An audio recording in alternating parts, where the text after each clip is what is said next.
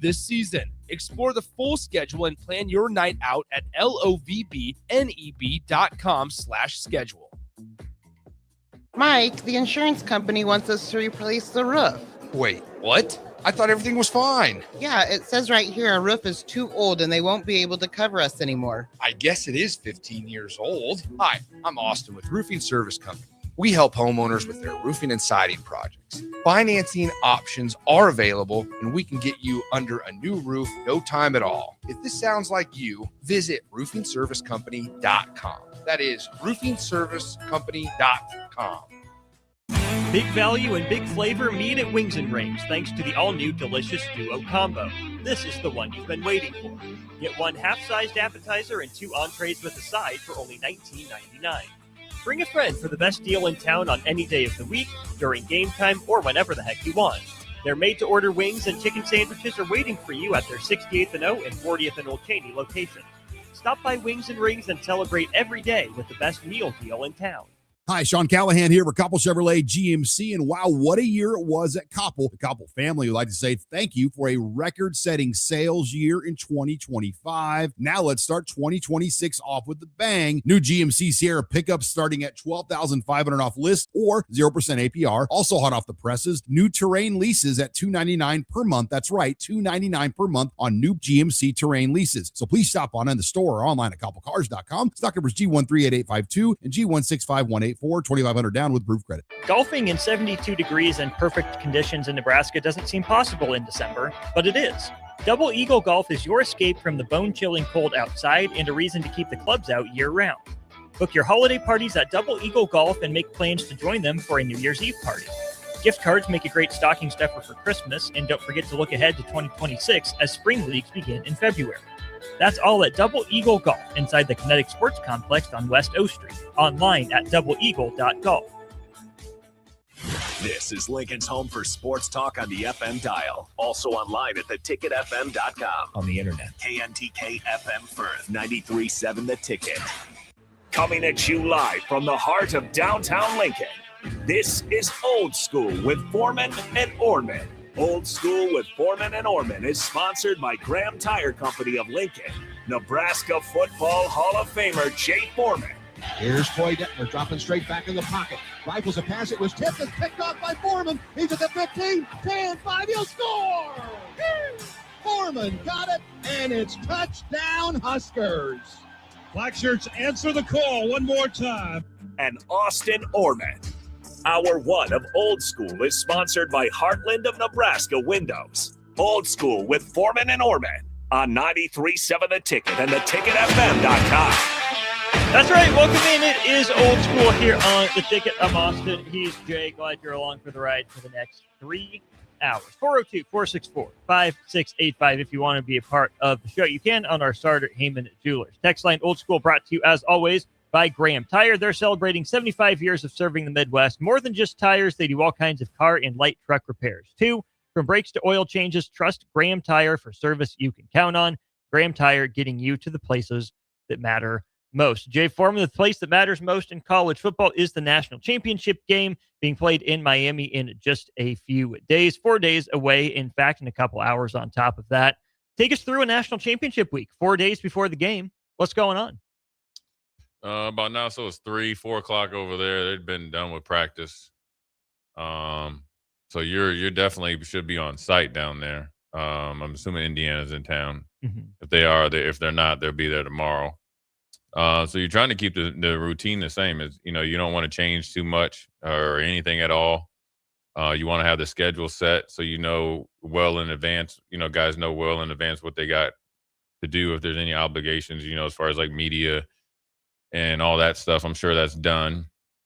Now, the national championship is different because there was just one, and you get there, we're there, and then you kind of do this whole like meet and greet thing, and then the captains go. You got like 3 things you have to be at, and then you do some team stuff, and the rest is just staying in your routine. Getting your lift in, workout in, your meals, your rest. You have the team dinners. You watch a ton of tape.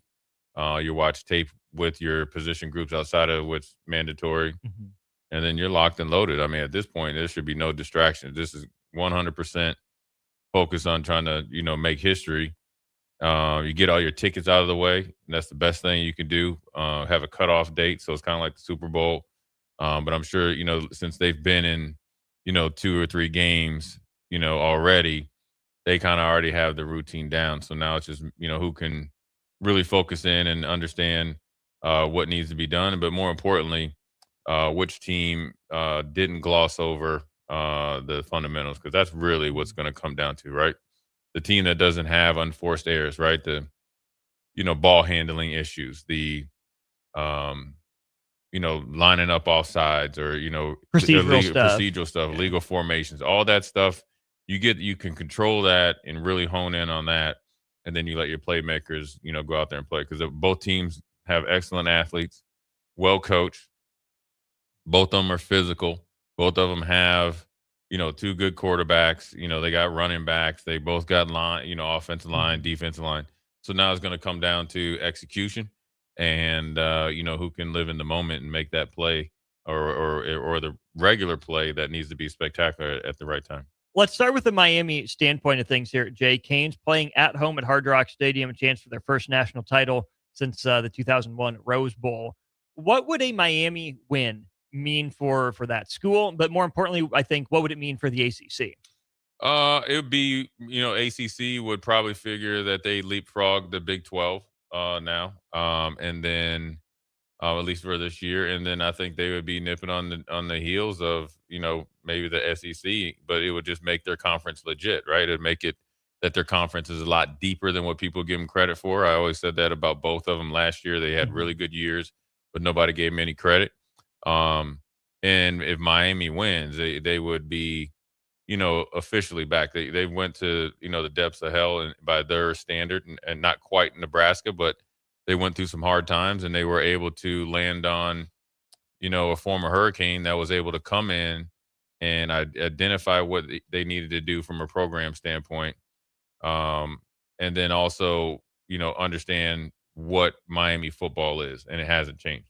So what you're seeing right now, no matter what the outcome is of Monday's game, and obviously Indiana's coming in, pretty heavily favored. And Indiana, it probably is I think they're probably the more tightened up team. And I think them being in the college football playoffs 2 years in a row helps them experience wise. Yeah. Even though they were one and done last year, they've at least been through the kind of been rigmarole. through it, and they've dealt with the pressure. You're new on the scene. Everything's new. This is kind of like rinse and repeat, and they've, and you got a championship type of staff. So I think for Miami right now, they're back on the scene. They are not to be trifled with. They will continue to be in the mix. Now they're going to have the expectations and standard to be at or above what they were this year, and so that's exactly what Coach Cristobal and all the former Hurricanes, want. They want to see what Miami football has always looked like when it was doing well. That's a fast, physical team, a together team, a team that's playing for the guys that played before them and trying to show the guys after them how to play. And that's what they've got. They've had it in bits and pieces at times. And I think they pulled the plug a little bit, maybe. Mark Richt and all that. And I know he got sick, and so that's probably really not a fair assessment. Manny Diaz had it, but he lost the local recruiting with the coaches. But it was his first time. And then Alec Golden, it was just a shot in the wind. And then now they got it going. It took some time, and they were very patient. So it lets you know patience can work. And then they were able to really lock down the state recruiting. Yeah. And they got financial support.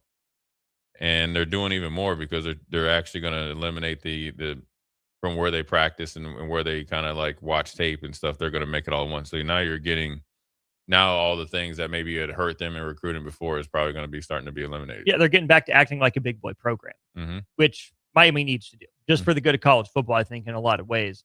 If you would have told people before the year that the ACC had a national champion, it would have been, oh, hey, look, Dabo got it figured out at Clemson. Yeah, but that's the team that should.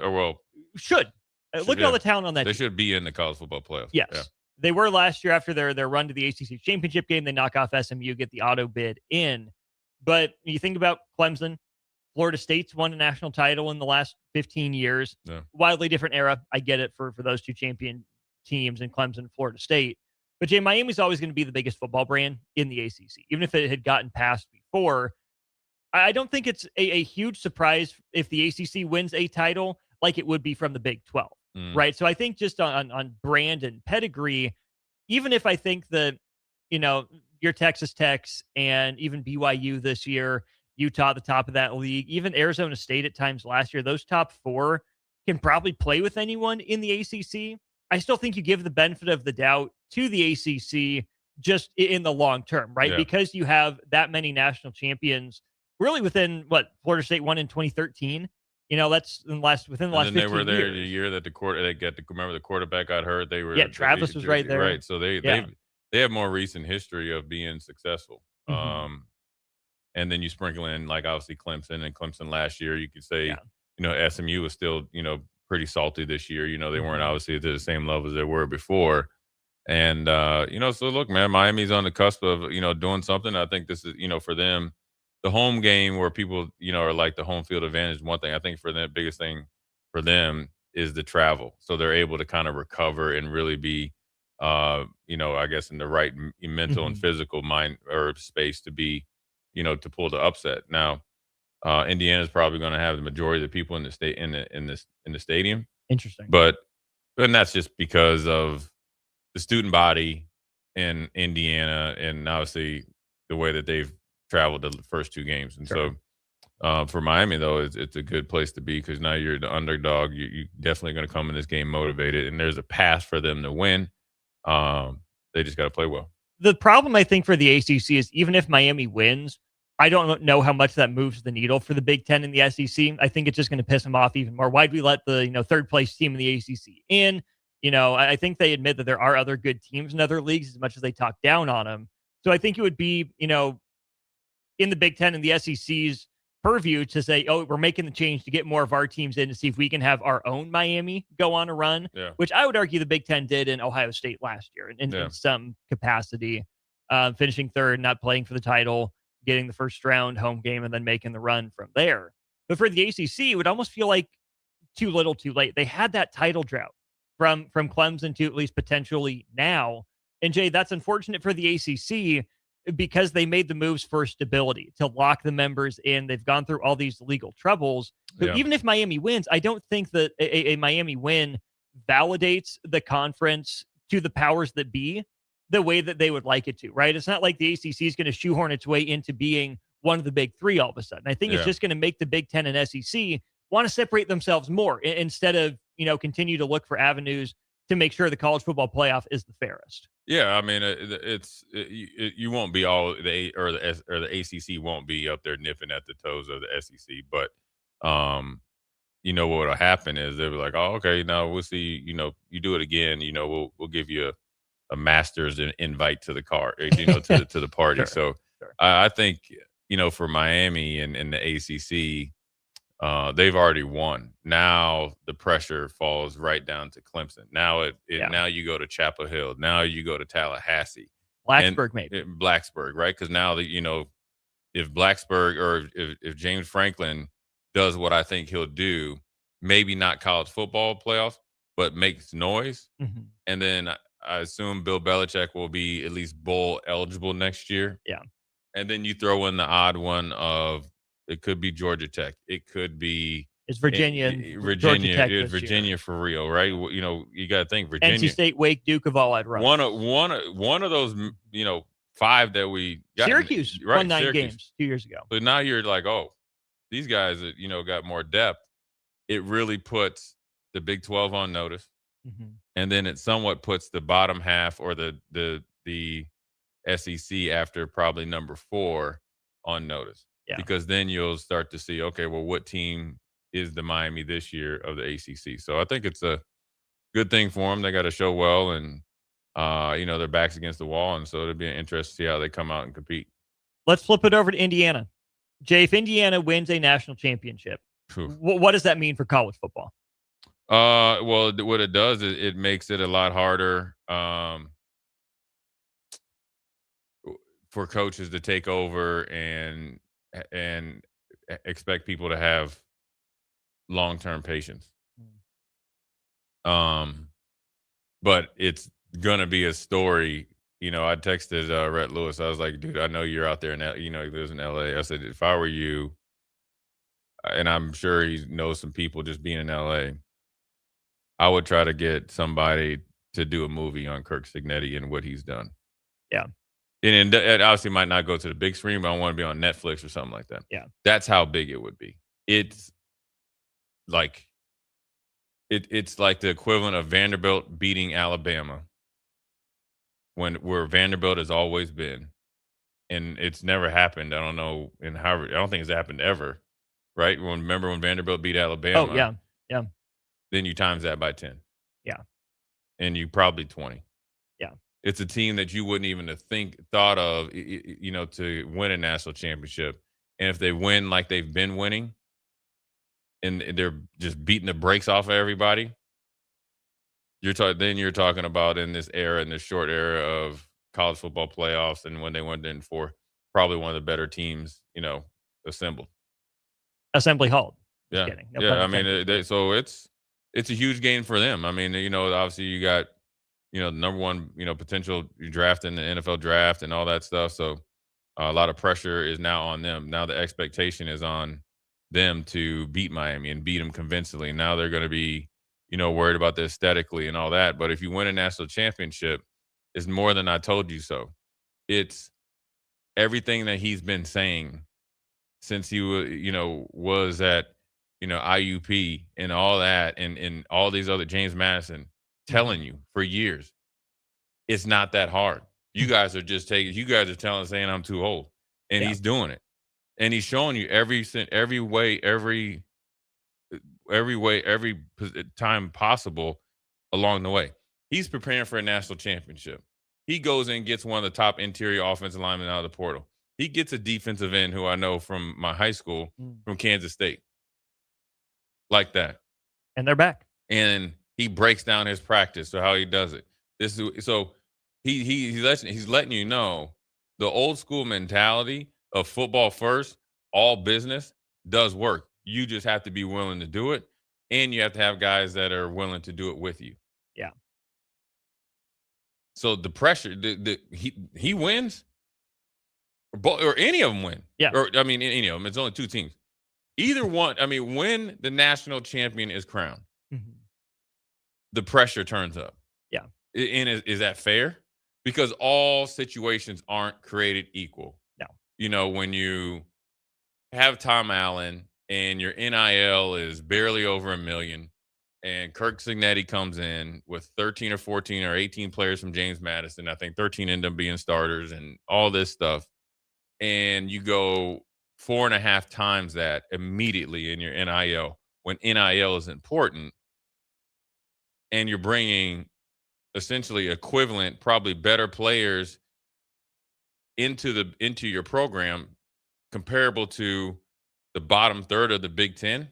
Yeah. And they have championship pedigree, and you're bringing the continuity, and you're giving a runway to do what you need to do, along with a national brand of like alumni support and a schedule. That's not as equal as somewhere else. And so there was a lot of things going on in Indiana that obviously that, was working against them. And he found a way to kind of knock down every barrier possible. And then like he knocks it down, builds it up the right way, and then goes and handles his business. Yeah. You get what I'm saying? And so that's where the pressure, but the problem is now you're going to have every, I don't know, AD or GM, I don't know who hires the coach, thinking you can do what Kirk Cignetti do. Just like everybody's trying to find Sean McVay, NFL and all that. You can say it's a genie in the bottle. I would just study what he does, what he's doing on a day-to-day basis. Antoine Randall L. got a text from him, and he was just talking. And he's like, dude, when he said that, he's like, we just kind of talked about family for about a minute. Like the next 3 times we talked about it was all football. You know what I'm saying? And all those guys are back in and around the program. So he knows what he's doing. What he's done is he's made what was once a brick wall, look like one of those like tearaway paper banners that you run through, to get on the football field. it wasn't like he had to take his time in problem solve. And maybe you can say he did that behind the scenes, right? At IUP and Elon and James Madison, of course, his time at Alabama, Yeah. right? He had plenty of time to learn. But to be able to apply it at all at Indiana, let alone apply it that quickly and to this magnitude of success, like you said, not every situation is created equal. But Jay, how many of the excuses that we typically throw out there for coaches and teams go out the door? I mean, if Indiana can do it, if a career, assistant for a long time, can do it, a lot of them go out the window. Even if it's not apples to apples, every comparison, Indiana winning the national championship, I mean, I can't even think of a pro equivalent like that's gone from like worst to first like this. I mean, you're talking it's like the Arizona Cardinals. It's no offense, Bach. Yeah, but it'd be the Cardinals. Like the Lions for a while? Kind of like the Lions. It'd be like it's kind of almost like the Saints, because of Katrina and all that, you know, and they had been bad for a while, and nobody wanted to go down there because they didn't have a practice facility and all that. That's what it'd be the equivalent of somebody like that, or like can't even say a new expansion team because Indiana's been losers forever. So it's like you can't say Pittsburgh Pirates in baseball because they had won before. So I don't know who it would be comparison to. It'd be like the old Vancouver Grizzlies.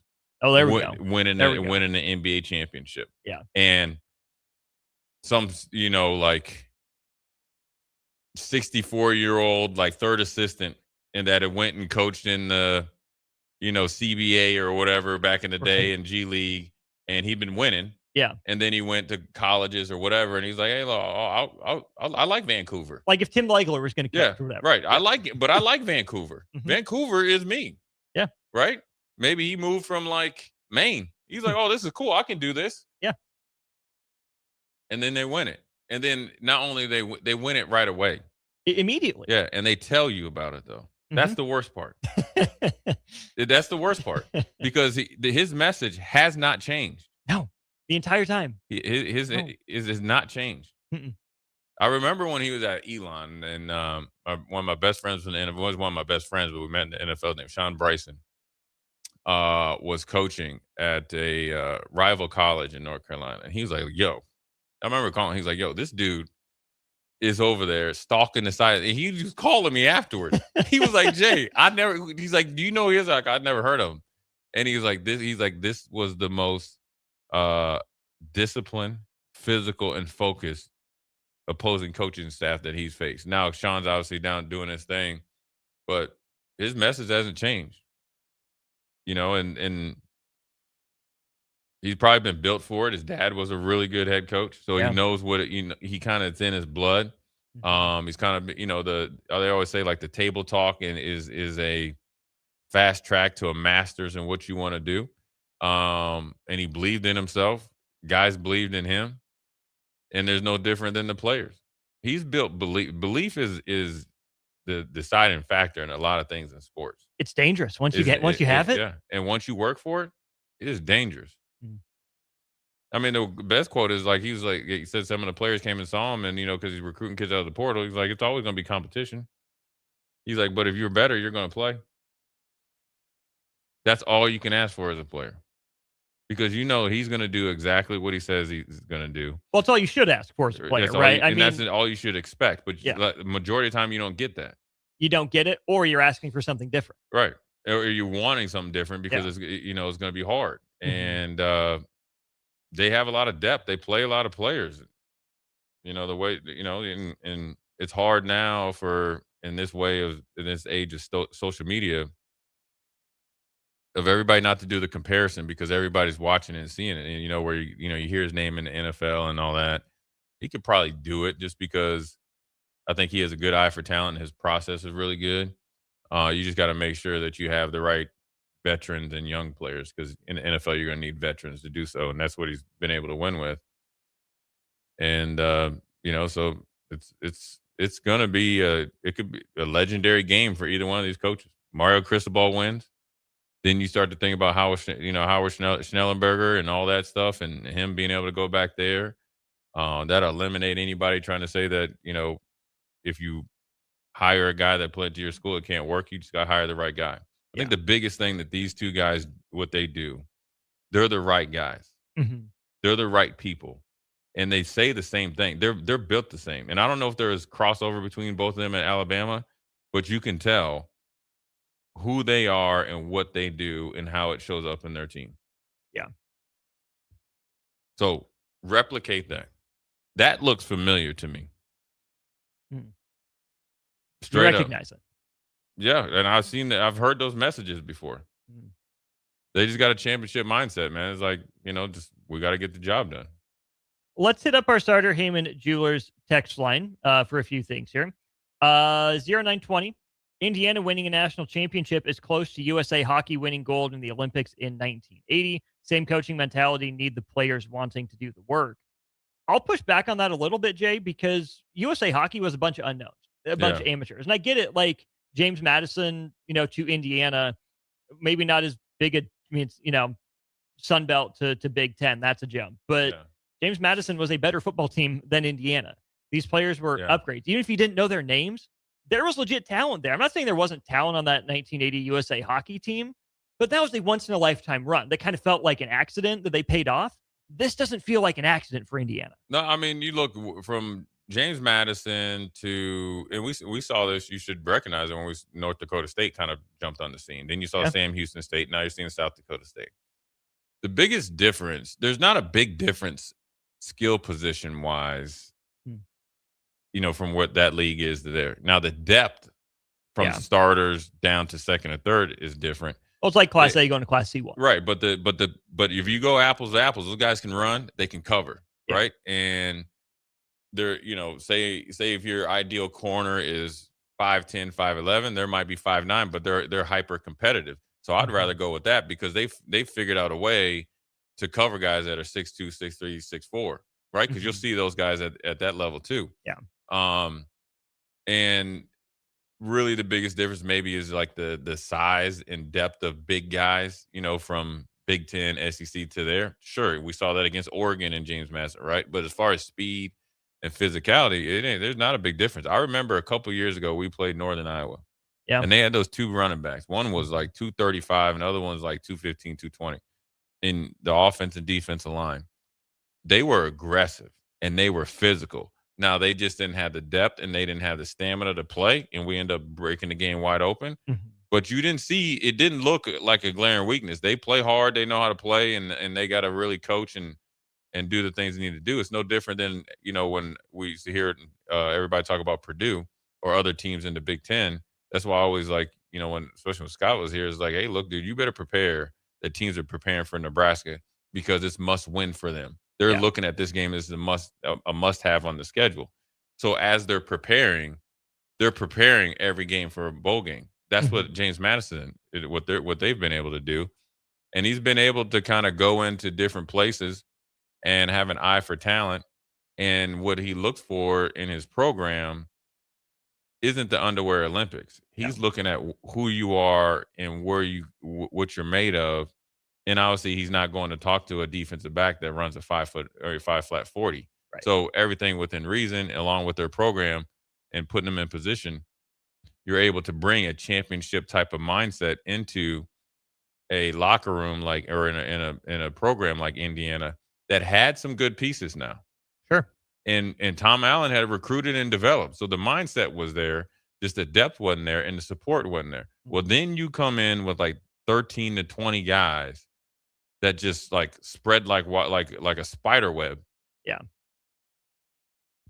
And you had a new sheriff in town that has a clear plan, has a winning like tradition, a winning track record, and really says, I got a plan for you. I got a plan for you. I got a plan for you. Now you got to believe in it.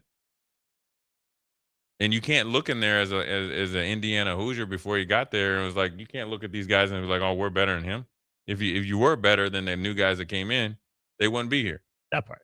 So that's when you got their best behavior, and then they started winning, and then they started boat racing people, and they had never done that before. Mm-hmm. Because you got to think when Tom Allen had that magical year, it was a lot of like coming down the last drive, Penix to hit somebody, or big time plays. I think remember when they beat Penn State. I think he's diving for the goal line. For the goal line. Then it goes right. So no, that when they were playing teams, now granted, it might have been Indiana State, they were just killing people. Yeah.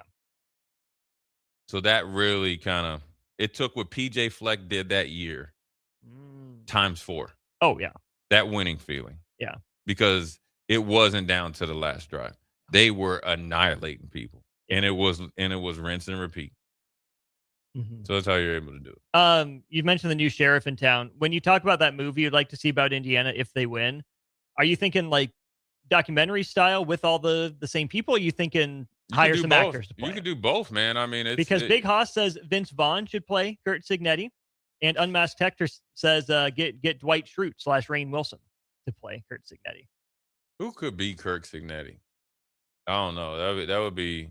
I don't know their staff well enough, but I think it would be him, and you'd have. I mean, just imagine who would play like Mendoza this year. You know what I mean? Like Aiden Fisher. Who would be? It'd be really good to. The documentary would be great. That's easy because Big Ten could do that. They could do that. I think if you could get actors where they can go back to the backstory of some of his, obviously his upbringing, and then his time through like with Saban and all that. But then you follow like more recent Aiden Fishers and all those guys, Pons, right? Where he's 5'9", and now he's going to be a potential first-round pick, right? Where a lot of everybody, overlooked him, but he's one of the best lockdown corners out there. Or like, some of the guys they got out of the portal, like all these different type of, backstories and how they're, you talk about when they were able to get Coogan or I think it's Coogan out of the portal from Notre Dame. His conversation with Signetti. Yeah. And the one guy that's actually at Barstools right now that played for Kirk Signetti's first year, how he got him out of it. And he was in a hunting like blind. Yeah. Called him up. Say, hey, I just need 20 minutes to talk to you. Dude was like, okay. Rest is history. Jordan Lincoln says Tom Hanks. Someone else votes for Vince Vaughn. I don't know. All I know is if Nick Cage can play John Madden, we can make something work. That one I still don't understand, but so be it. Yeah, it would be. What's his Dennis Quaid? Dennis Quaid, Kevin Costner. Kevin Costner would be really good, and he's done that football movie before. Right? Or does Costner have to be Saban? Yeah, it would be. It'd be really cool to see, like, when you go back and see, like, who's going to play Lane Kiffin and stuff. Oh, man. On Saban's staff, you know what I mean? Lane would sign up to play the role himself. Yeah. Lane would absolutely be. Lane would try to be about Saban. that way. Lane would try to be Saban. Or he something. would, yeah. wouldn't he? Yeah, this Brad says Billy Bob Thornton. Okay. I can see him being Signetti. Yeah. He'd have to shave his mustache, though, but I could see that. Yeah, Kurt Signetti with mustache would not hit the same. Yeah. So he's Jay Foreman. I'm Austin Norman. More old school after this.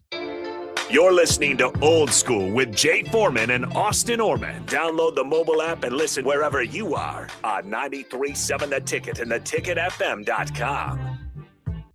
Husker Nation, the countdown is on for the biggest women's basketball event of the year, PAC PBA, coming up January 24th. This year, we're heating things up with the Big Red Beach Party. Watch your Huskers take on Big Ten opponent Illinois, decked out in your best tropical gear, with a specialty tropical drink in hand, all inside Pinnacle Bank Arena. PAC PBA is your tropical getaway right here in Lincoln. Get your tickets today at huskers.com/PACPBA. It's the Nebraska Deer and Game Expo, January 16th through the 18th at the Sandhills Global Event Center in Lincoln. Come see trophy deer, hunting seminars, hunting and outdoor exhibitors, a 3D archery tournament, enter the blind giveaway, and more. The Nebraska Deer and Game Expo, presented by Whitetail Properties Real Estate, January 16th, 17th, and 18th. Learn more at NebraskaDeerandGameExpo.com and find them on Facebook. Come to the Nebraska Deer and Game Expo, January 16th through the 18th in Lincoln. Go Hog Wild Pit Barbecue. Hog Wild has a delicious way for you to enjoy beef brisket. It's our open-faced hot beef sandwich. We start with our grilled Texas toast. Add a scoop of creamy mashed potatoes. Load them up with some tender Hog Wild beef brisket and top it off with our tasty brown gravy. It's absolutely delicious. Hog Wild Pit Barbecue, 3210 Cornhusker Highway in Lincoln. But don't be late, we close at 8. Hi, Sean Callahan here for Koppel Chevrolet GMC, and wow, what a year it was at Koppel. The Koppel family would like to say thank you for a record-setting sales year in 2025. Now let's start 2026 off with the bang. New GMC Sierra pickups starting at $12,500 off list or 0% APR. Also hot off the presses, new Terrain leases at $299 per month. That's right, $299 per month on new GMC Terrain leases. So please stop on in the store or online at koppelcars.com. Stock numbers G138852 and G16518. 2,500 down with proof credit. Big value and big flavor meet at Wings and Rings thanks to the all-new delicious Duo Combo. This is the one you've been waiting for. Get one half-sized appetizer and 2 entrees with a side for only $19.99. Bring a friend for the best deal in town on any day of the week, during game time, or whenever the heck you want. Their made-to-order wings and chicken sandwiches are waiting for you at their 68th and O and 40th and Old Cheney locations. Stop by Wings and Rings and celebrate every day with the best meal deal in town. Bauer Underground has been serving local contractors and utility contractors all across the state since 1997. When you see the black and white trucks, you know that the best workers in the business have arrived. Bauer is currently looking for equipment operators, laborers, diesel mechanics, and aerial linemen. Join the brotherhood built on hard work, authentic people, and a pedigree of success. They're offering top-notch benefits, a matching 401k, and a $600 per year clothing allowance. Bauer Underground, a family-friendly company with plenty of room for advancement.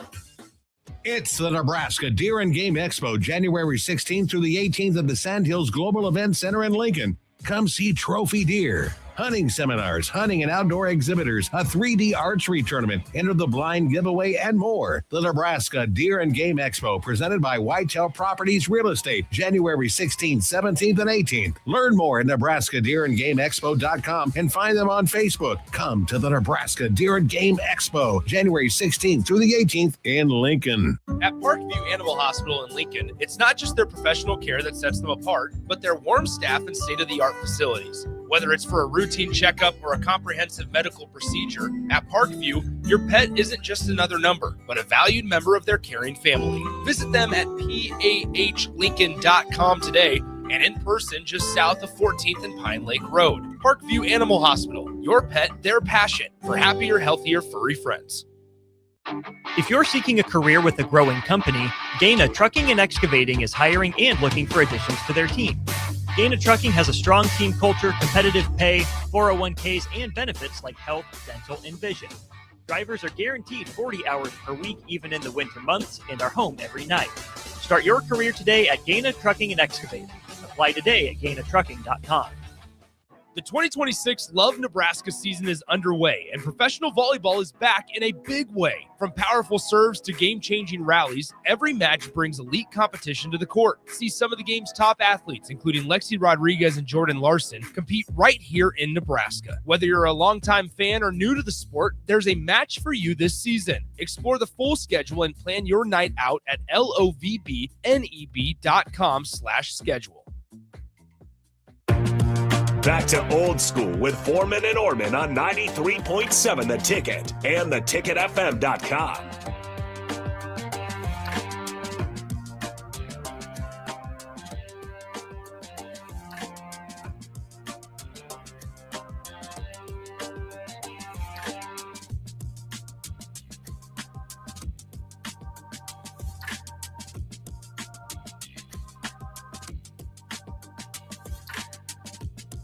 Welcome back in. It is segment 2, hour 1 of Old School. Austin Norman, Jay Foreman with you. Hour 1 of Old School presented by Heartland of Nebraska Windows. They're based out of Hallam, Nebraska. They offer free estimates, full window replacements, all vinyl triple pane windows, and lifetime warranties on everything while keeping their prices affordable. It's locally and family owned with their own team of installers. Give Heartland of Nebraska Windows a call today for more info, 402-430-3852, or you can visit them online at heartlandofnebraskawindows.com. Jay, all but official. John Harbaugh to the New York Giants, still in the finalization stages of the agreement, but as of now, it seems like the Giants take the best available coach on the market. Oh yeah, for sure. There's a lot of organizations that probably were cringing when they saw Adam Schefter essentially report last night that it's pretty much a done deal. Yeah. One in particular was the Tennessee Titans. They had everybody. Cam Ward, the owner, Adams, the GM and assistant GM ready to go to Baltimore to really essentially give him a blank check, and he canceled the meeting. So the Giants got, obviously the best coach for their situation. It's not going to be easy task. You're not taking over the Ravens with Ray Lewis and Ed Reed, on defense. Now they do have a pretty good nucleus on defense, so that's great. But you got to think you don't have a franchise quarterback, right? I don't think Jackson Dart is a franchise. First of all, he ain't gonna last that long. Second of all, and Harbaugh wasn't really a quarterback whisperer, maybe like his brother, not that reputation. Now cultivated a couple in Flacco and Lamar. Sure. And you got some sneaky good pieces. You got Schmitz at center. You got Thomas at tackle. Evan Neal, he played better at guard, right tackle. So you got kind of Malik Neighbors is there, maybe Scatterby something. Wandale at 1,000. Wandale, you probably need a true number 2. Let Wandale do his thing. Tight end was okay. You got obviously Fedoni too waiting. So you had but you can find one by committee. They were a pretty decent tight end group. So you have some like sneaky good pieces, and I think the NFC East is ripe for the picking. Because of Philly's drama, and their window is closing. Right, the veteran leadership that they lost in Philly is the benefit for Harbaugh and the Giants right now. You got to think Fletcher Cox, Kelsey, Graham. Now he might come back and play another year, but those 3 were your nucleus in your locker room guys. They could. So the Jalen Carters and all that stuff. Like that little kid stuff that Jalen Carter's doing, that would just be to the wayside because Fletcher Cox was in there. Hope Nick wasn't listening. But so that's where the Giants with Harbaugh, and then you look at the Cowboys and the Commanders. Automatically, they're just like Harbaugh with Vrabel and automatically way more competitive. Yeah. And they have, some good, like you got nucleus of players. You think Malik Neighbors is going to come back? See if you can get more out of the wide receiver that they got a couple years ago from Tennessee. I think he's going to have his back against wall. He's shown different, at times to be decent. They shore up that defense, and obviously, the special teams are going to be on point. The big thing is going to be for him is this next draft and free agency period. And who the GM is. I mean, Shane's still there, and you would think that Harbaugh is that kind of like Cohen did down in Jacksonville? Like you're here, but 6 weeks later he's gone. You would obviously know better than I, but what the Mara family would do. But I think that if John Harbaugh has been this priority candidate all along, you think he's the guy. If he goes through this draft cycle and says, "I can't with this idiot. This dude has no idea what he's doing," I would like to think there's enough rapport and trust there that John Harbaugh could go to the Maras and say, "This ain't working." Yeah, I just wonder. I know he's been in the business, obviously, a very long time. I know he's, I think he's connected with the Dolphins' new GM. That's who his main connection was with. But obviously he's down in Miami. So you just wonder what the dynamics of that relationship is with those two. And obviously Harbaugh is going to be there longer than him. And who Harbaugh potentially has in mind. I'm surprised that he didn't suggest or will eventually bring somebody from Baltimore that he has a really good relationship with, because they know exactly what they need and want in players, and that they would work well together. So I don't give it more than a year unless this draft goes really well. I wouldn't be surprised if eventually he doesn't make it to the draft. I think maybe those, because that's what, early April, mid-April. Yeah. I mean, but you just never know. He might be back. I mean, he drafted Jackson Dart and got Scatterboo, and might give a year together. I mean, I think Harbaugh is, fair enough that he can work with anybody, but I think if he faces any resistance, he's gone. You know what I'm saying? Yeah. Like any hard like like when you're in there and like this guy's actively inhibiting me from installing what I want. Right. And so when I work with stuff in Houston, it can get contentious in there in the draft room and in the pre-draft stuff. It can, but it's never personal. And it never was anything that was blocking the head coach getting the ingredients that he needed, which would be the players or free agent signings. Now, sometimes you have to explain, we can't afford to pay this much for this room because we're paying Burns and Tom. We got Still money. got Daniel Jones's dead cap. And we got, so now if a fair coach understands that. Yeah. But they also know when that comes off the books, we have to make up for lost time. Now, if he's making some moves and somehow, some way, really, really oversteps his boundaries, he's definitely going to be gone. Because getting Harbaugh is just not the head coach. It gives you respect throughout the league. Mm-hmm. Like, well, New York hasn't really been a free agent destination in football the way it has in baseball and even at least in name only in basketball. Like the Giants and the Jets have just not been good enough to attract many of those top tier free agents. And maybe Joe Shane's not that guy, but John Harbaugh sure could be. Yeah, he can recruit and guys that want to play for him because he's a winner. I think if you sell it right, New York could be that because there's nothing like winning when you're in New York. The fan base is obviously awesome. And I think the only time the Jets made free agency, acquisitions in the past, it was guys kind of with Rex Ryan. Remember that? And they were kind of there and they all kind of collected check and then it kind of just blew up. What you have to do is be strategic and then you got to mix in young with the old. And so that's where if you look at Baltimore right now, right? They're trying to look for another coach and it's probably not going to work out too well. Interesting to see what type of trades they make for guys that are still in the prime of their career.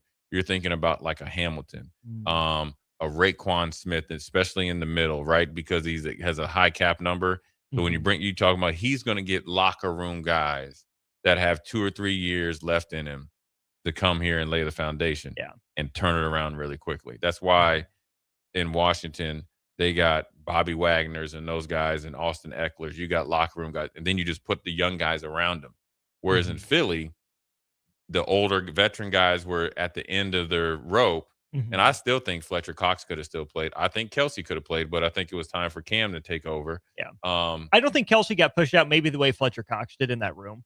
That's exactly. But was that I would say Kelsey knew he had the podcast and everything, and so it was the right time for him. Well, and he also had like the natural successor that he liked. Right. Are we sure Fletcher Cox and Jalen Carter liked each other? Maybe Fletcher Cox just said, screw this kid's not listening, I'm out. Right. Yeah. And it was a plethora of them. And then also look at all the free agents guys they lost. They lost Sweat, and then obviously Nolan Smith comes up, but he's injury prone. So, and they lost Williams, who essentially was lock and step. That was really Fletcher Cox's understudy. Yeah.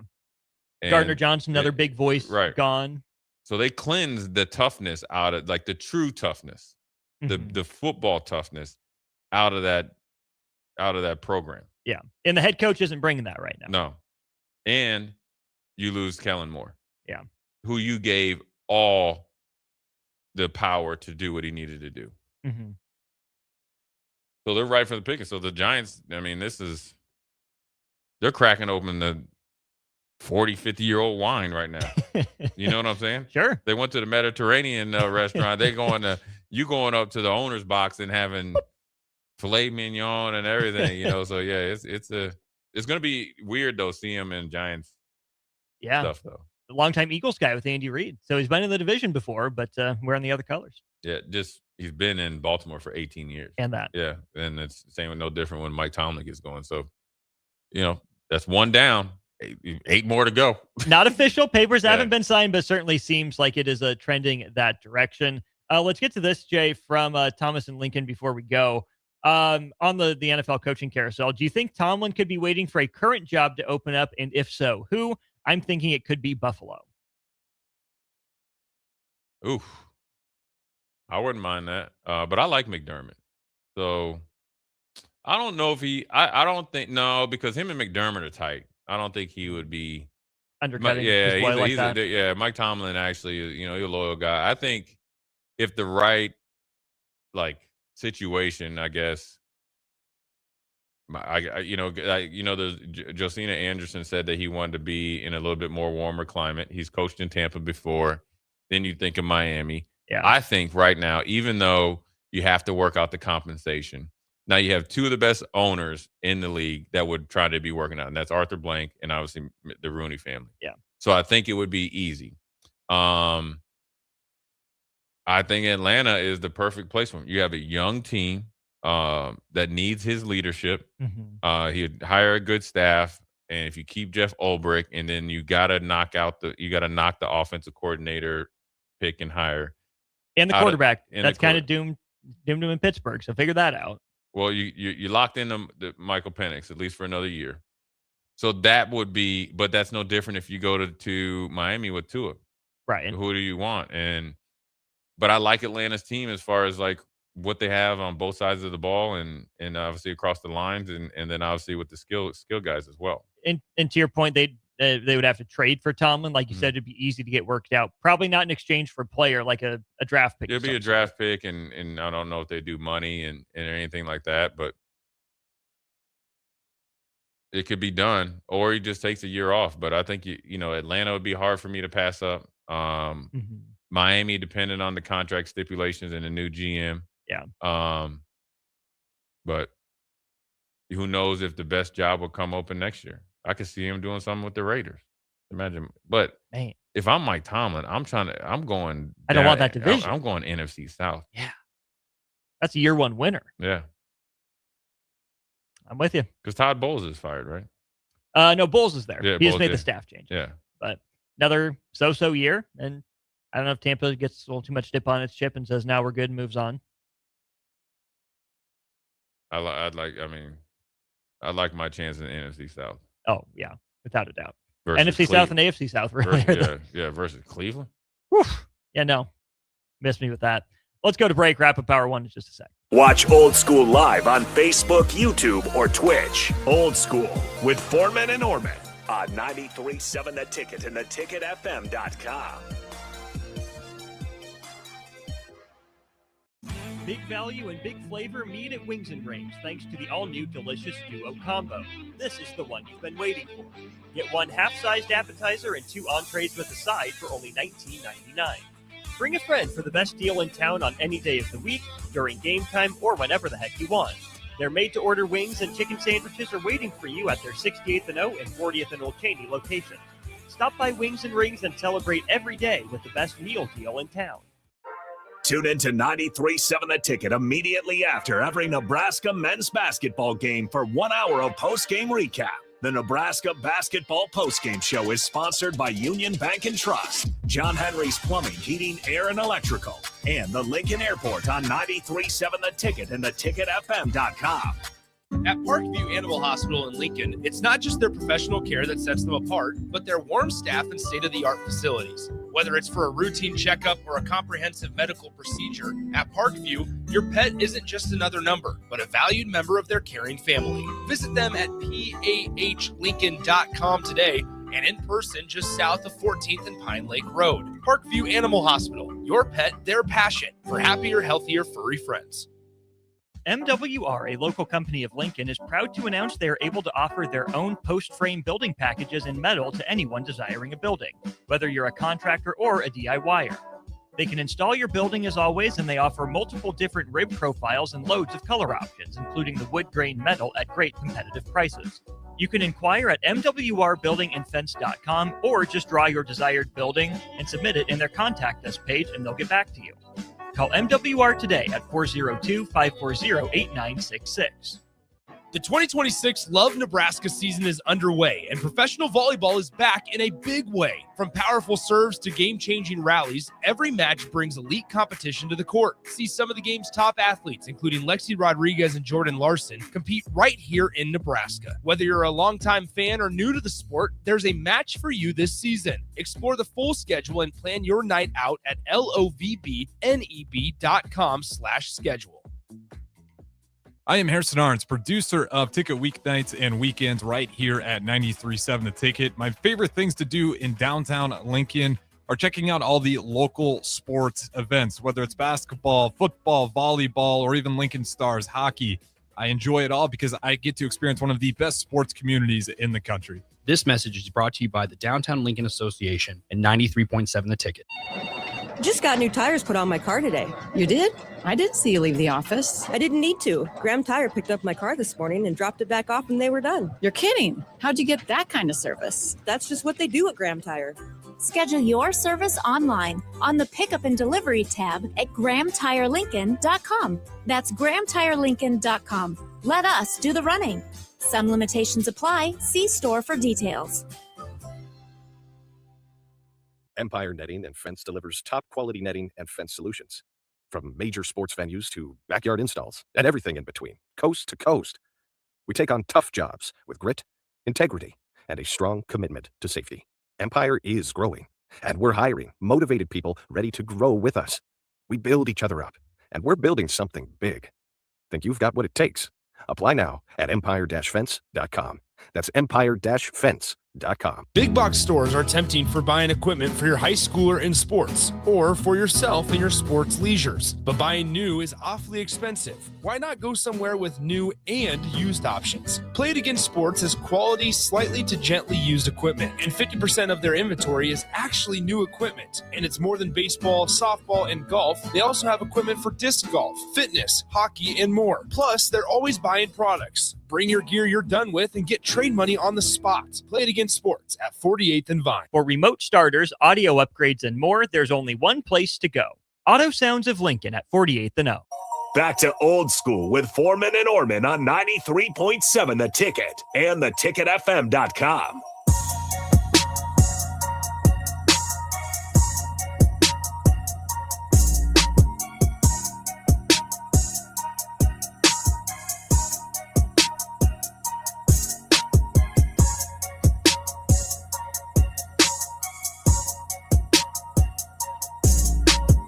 Welcome back in hour one of Old School, getting things wrapped up here. Big thanks to Heartland of Nebraska Windows for their sponsorship of the first hour of our shows. 402-430-3852 for more information or online at heartlandofnebraskawindows.com. Jay, there's been some really big breaking news in college basketball. Some indictments have been out around some betting in college basketball. 29 games affected across 17 schools and a whole host of players. The begrudgingly smart part of what the Fixers did, I think, was target a bunch of mid-major schools and players who didn't have much NIL. Yeah. I'm just going to rip this straight out of the indictment. Someone that was tweeting for Front Office Sports said, the Fixers targeted for their scheme NCAA basketball players for whom the bribe payments would meaningfully supplement or exceed legitimate NIL opportunities. The Fixers also generally targeted for their scheme players on teams that were underdogs in games and sought to have them fail to cover the spread in those games. Now, if you're trying to get away with it, mid-major teams that don't have NIL, players that might be susceptible, that see other people getting money, might want some themselves, and that are underdogs going in, they lost the game they were supposed to lose, wouldn't raise any eyebrows.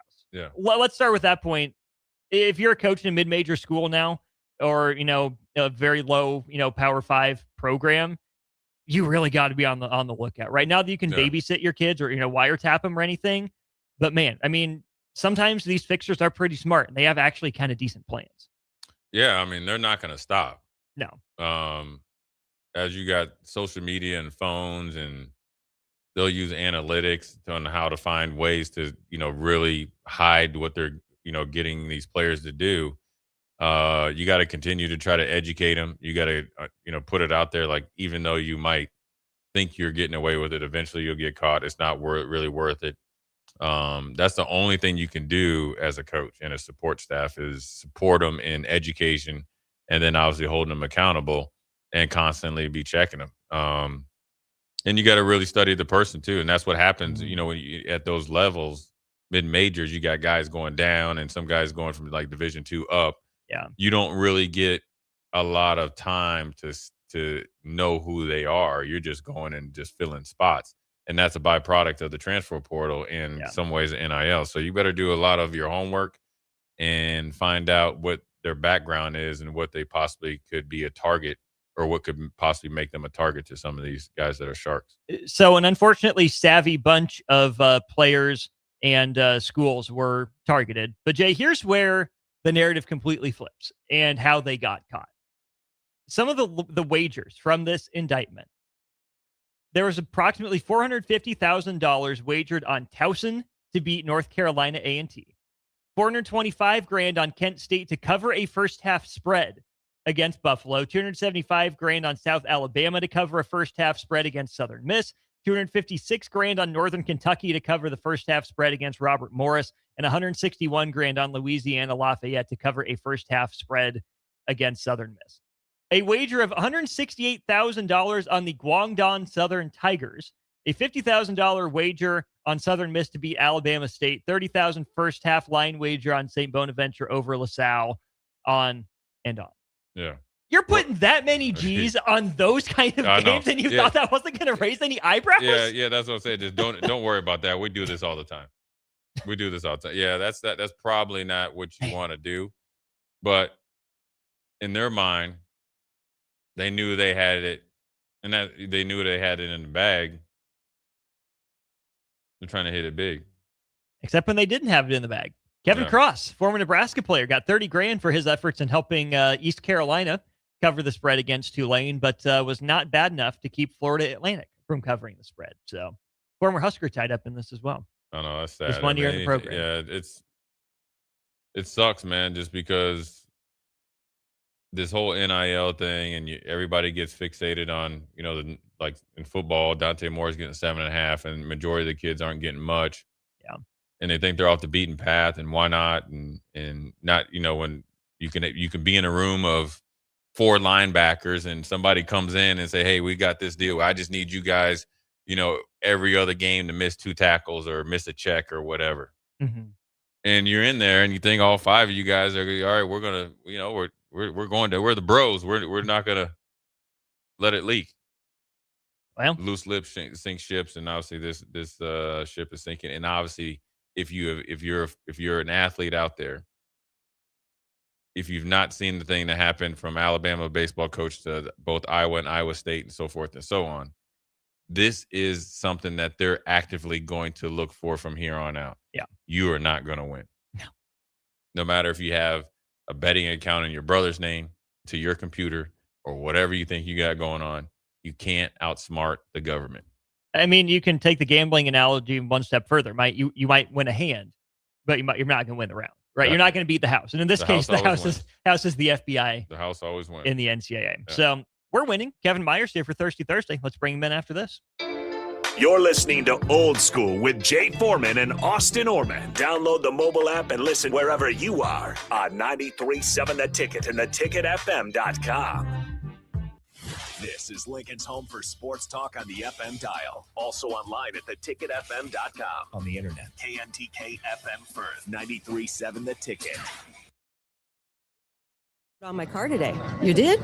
I didn't see you leave the office. I didn't need to. Graham Tire picked up my car this morning and dropped it back off, and they were done. You're kidding. How'd you get that kind of service? That's just what they do at Graham Tire. Schedule your service online on the Pickup and Delivery tab at GrahamTireLincoln.com. That's GrahamTireLincoln.com. Let us do the running. Some limitations apply. See store for details. At Anderson Ford, we have commission-free guides who are paid to give you a great experience, not make a sale, so you can choose the best vehicle for you.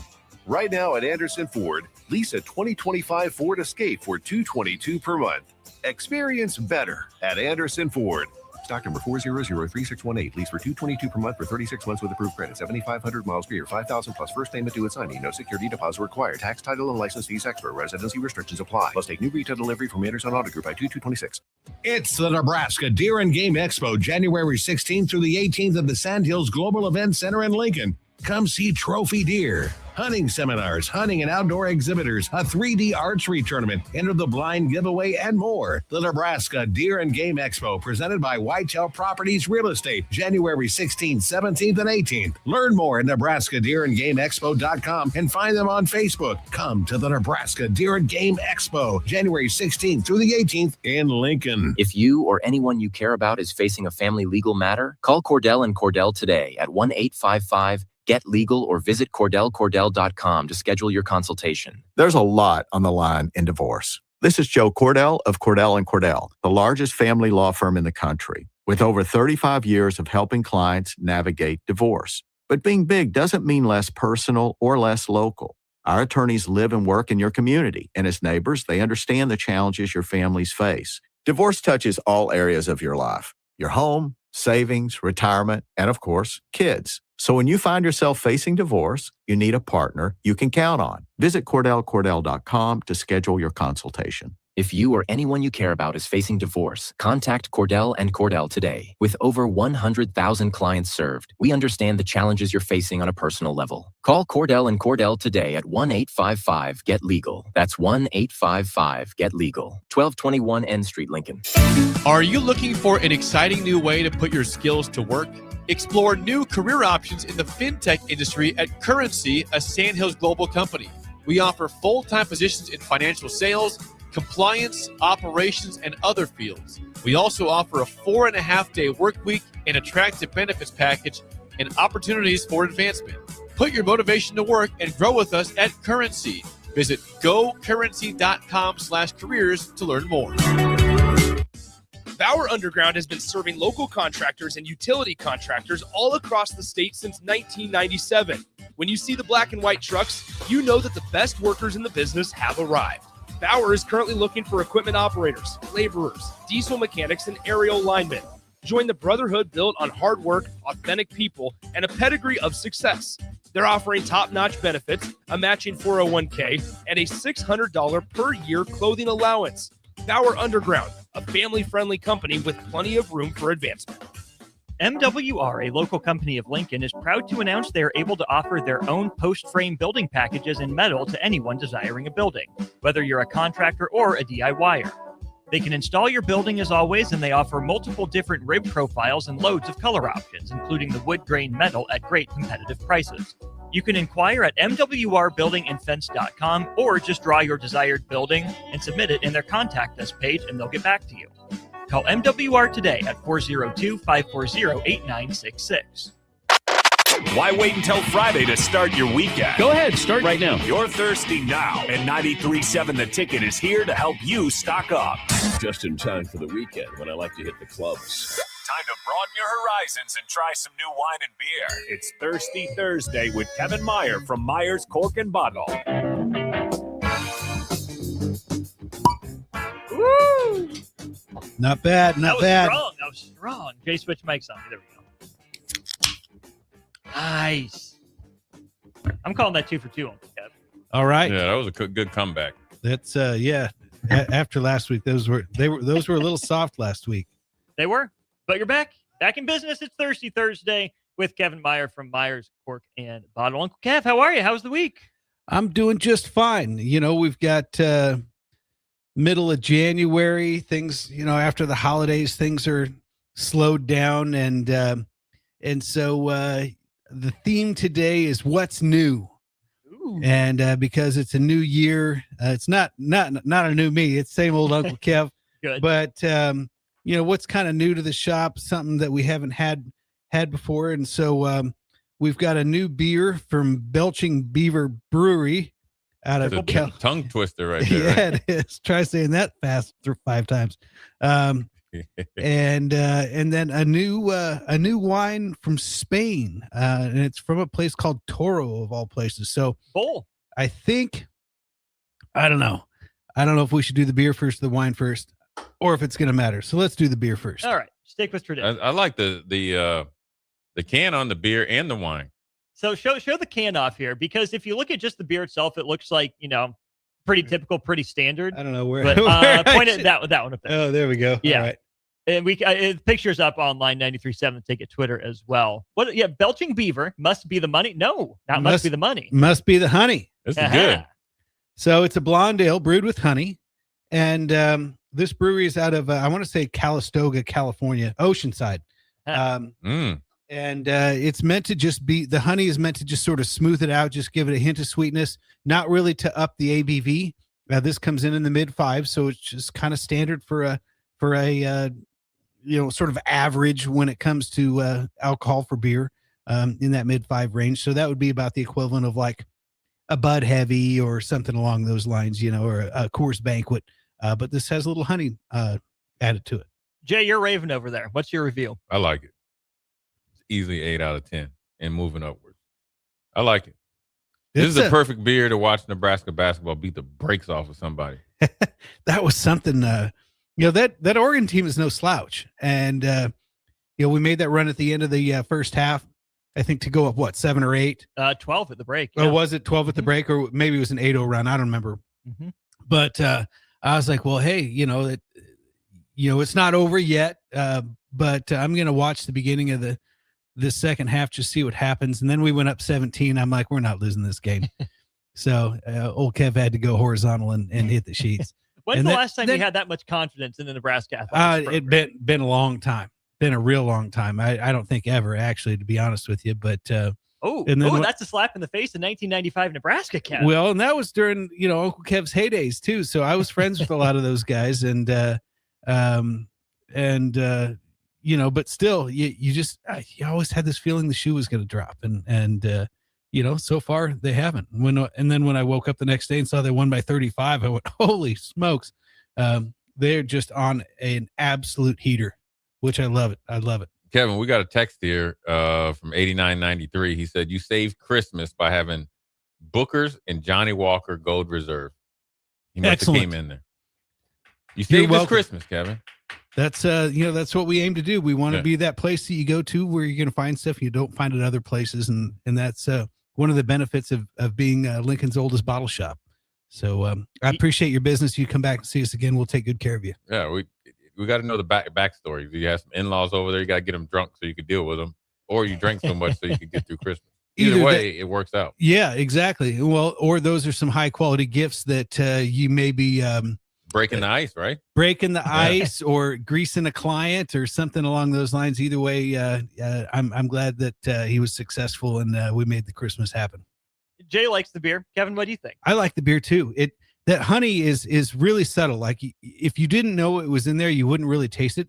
It's just kind of a good tasting beer. And I was worried that it might be a little bit sweet and then throw off the wine, but it's really not. It's just kind of a blonde ale that's easy to drink, kind of a fun package, and it's new to the store, or at least new recently. We've had it before, but a lot of these things are rotating seasonal, so they come in and out depending on the season. But this is kind of a spring offering, so we're going to be in the mode of willing spring into existence, because I can't wait to be outside and play some golf. How about it? I mean, you were out a couple weeks ago and it went pretty well, but it's been cold and rainy since then. I will say I was kind of seeking out the honey at first. Like, it was in my head, oh, it's going to be honey. Where am I going to find it? Where am I looking for it? I got it more in the mouthfeel, right? Yeah, it takes maybe a little bit of the hoppy edge off of it, but I felt like this felt a little smoother as well. Not like super smooth, not cloyingly, not heavy, not sticking, but just slid down a little easier. Check out the big braid on Brad over here. Good God, I'm so proud. It does affect the mouthfeel. It gives it that sort of soft, sort of soothing, sort of easy to drink, sort of greases the skids sort of thing. Yeah. Yeah. Not like your velvety, like pillowy wine softly. Like, you still know it's a beer you're drinking. Right. Yeah. Gosh dang. Look at you go, Austin. I love this. This is so much fun for me. I learned through the alcohol. Yeah. It doesn't affect right. It's just enough that I learn. It's not too much that I forget all the good lessons. There you go. It's well, incredible. A very wise man once said, drink twice as good and half as much, and that's a happy life right there. So I love that. This is Kevin Meyer, Myers Cork and Bottle, in case you're new to Thirsty Thursday. Hope you're not. Hope you're also not new to the store down there at 13th and South. Got some, well, it must be the honey from Belching Beaver Brewery. Did I say that right? Indeed, you did. Yeah. Out of Oceanside, California. And now we're going the opposite direction from California instead to Spain. Walk us through the wine, Kev. Right. So this is called Hermanos Lurton, and this is a Tempranillo, which is their Spain's flagship grape.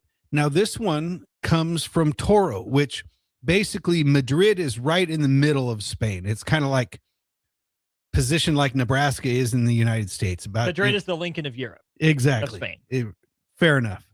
And if you go northeast, that's where Rioja is, which is kind of the flagship area of wine in Spain. This is to the northwest, and it's made of Tempranillo, which is the word Tempranillo is basically based off the word temprano, which means early. It's an early ripening grape. It ripens sooner than others, and it's sort of their flagship varietal. And the greatest thing that I love about Spanish wines is that, to me, bang for the buck, there's no other country that punches above its weight class in terms of offering quality for a reasonable price. These are on the shelf for $20, brand new to the store. It's already 2019 vintage, which, a lot of these Spanish producers will not sell their wine until they feel it's been aged properly. You see it a lot with what they call reservas and grand reservas, and they have rules about what you can do. This one is just a straight Toro Tempranillo, but it's already 19 vintage. So, it's got close to 7 years under its belt. Wow. Yeah. Smooth. You can tell this would go well with almost anything. It's not my initial reaction, and this could be the honey talking, but it's not as smoky as some of the Spanish wines. A lot of times they'll have kind of a smoked paprika spice to them, which I really enjoy because I like, spicy food and spicy stuff off the grill. I like to season it up, and so Spanish wines usually go really well with that. This is really good. Yeah. Really smooth. It's good. It goes with some chicken. Absolutely. That's kind of my favorite thing. Do those chicken leg quarters. Yeah. That'd be Do 'em perfect. With slow. it, right? Yeah. Get them nice and marinated, and hit them with maybe some of that lemon pepper dust. Yeah. On there, nice and slow, fall off the bone, crispy skin. Your boy's in the crew now, right? Is he? Yeah. I got a smoker for He Christmas. got a Ken. smoker. Did Yeah, I he's did. in there. Yeah. Now, smoker or pellet grill? We have to. Okay, so it's a smoker. Kind of came in 3 pieces. So Okay. we did Secret Santa Uh-huh. for the in-laws side. Right. And the person that drew my name is a new addition to the family. So Cool. don't really know her at all that well. And so we put the list together, send it out there, and my big family list didn't make it that far. So the website we used had, hey, here's some options. Put some stuff on your list. Smoker was one of them. That's what she pulled. Nice. How about that? That's coming out of the gate hot. I know. She's already your favorite. She's playing her way into the good graces. So, for sure. kind of a side, like a belly type smoker. Yes. Okay. Yeah. Mhm. Charcoal. I've never worked with charcoal before. Yeah. So Well, I'm a easy. propane guy. So That's easy. but I read the instructions and it said make sure you light it, make sure you wipe it down, or otherwise it's going to explode. Great, that's a way to boost my confidence the first time doing No, that. But if no, you do it no. wrong, it's going to blow up on you. Cool. Lighter fluid doesn't explode; it burns. Now, if you put gasoline on there, that's another ballgame. Yeah. But you don't want your food to taste like Yeah, no, gasoline. won't be doing that. And you'll have a lot of fun playing with hardwoods. So, cherry and apple and walnut and hickory. Yeah, and, you study everything, Austin. You're gonna have it perfection. yeah, I think I'm going to end up being a hickory guy. yeah. Well, Gonna be I like will this. tell you, it depends on what you're making because hickory can be. Now hickory I think is okay. I was what's the other one that's really really smoky that you hear about? Gosh darn it, it can Cherrywood. It can over smoke it. No, gosh, See, my thing is, it's not a fruit wood. I'm just not a big cherry or apple guy. Like the fruits are fine, but it with my meats or even my bacons, I just want the savory. I don't need the sweet fruity hit. Well, you don't get that out of the wood. Okay.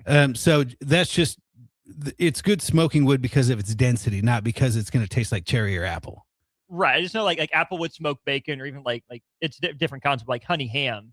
I'd rather just do the salty ham than the honey. Yeah. So yeah, it's just the kind of wood that mesquite was I was talking about. The mesquite can over smoke your stuff if you're doing it on the wrong stuff, but hickory is good. Any of the fruit woods are good. You can even use grape wood, which is from grapevines. But any of those, pecan is good. You just want a hardwood and something that will, you get it wet, you soak it so that it doesn't just burn. It actually smokes, and then just keep in mind it takes a long time. I see, low and slow, but that's the way it goes. I talked about this with Jay, first show back after Christmas or whatever, and my thing is I haven't cooked enough. I'm a control freak. And I just want to look. I just want to see, is it burning? Is it cooking? I need to check it every so often. I know if you're looking, you're not cooking, but I'm a control freak. It's going to be so difficult Austin. for me. Here's the deal. You want to know, this is the deal. You got to get one of those flutes or whatever to get your coals that heat them up faster. Okay. But if you spread them out right, you only have to flip steaks, burgers, and stuff once. One time. One time. You don't need to turn it up real high.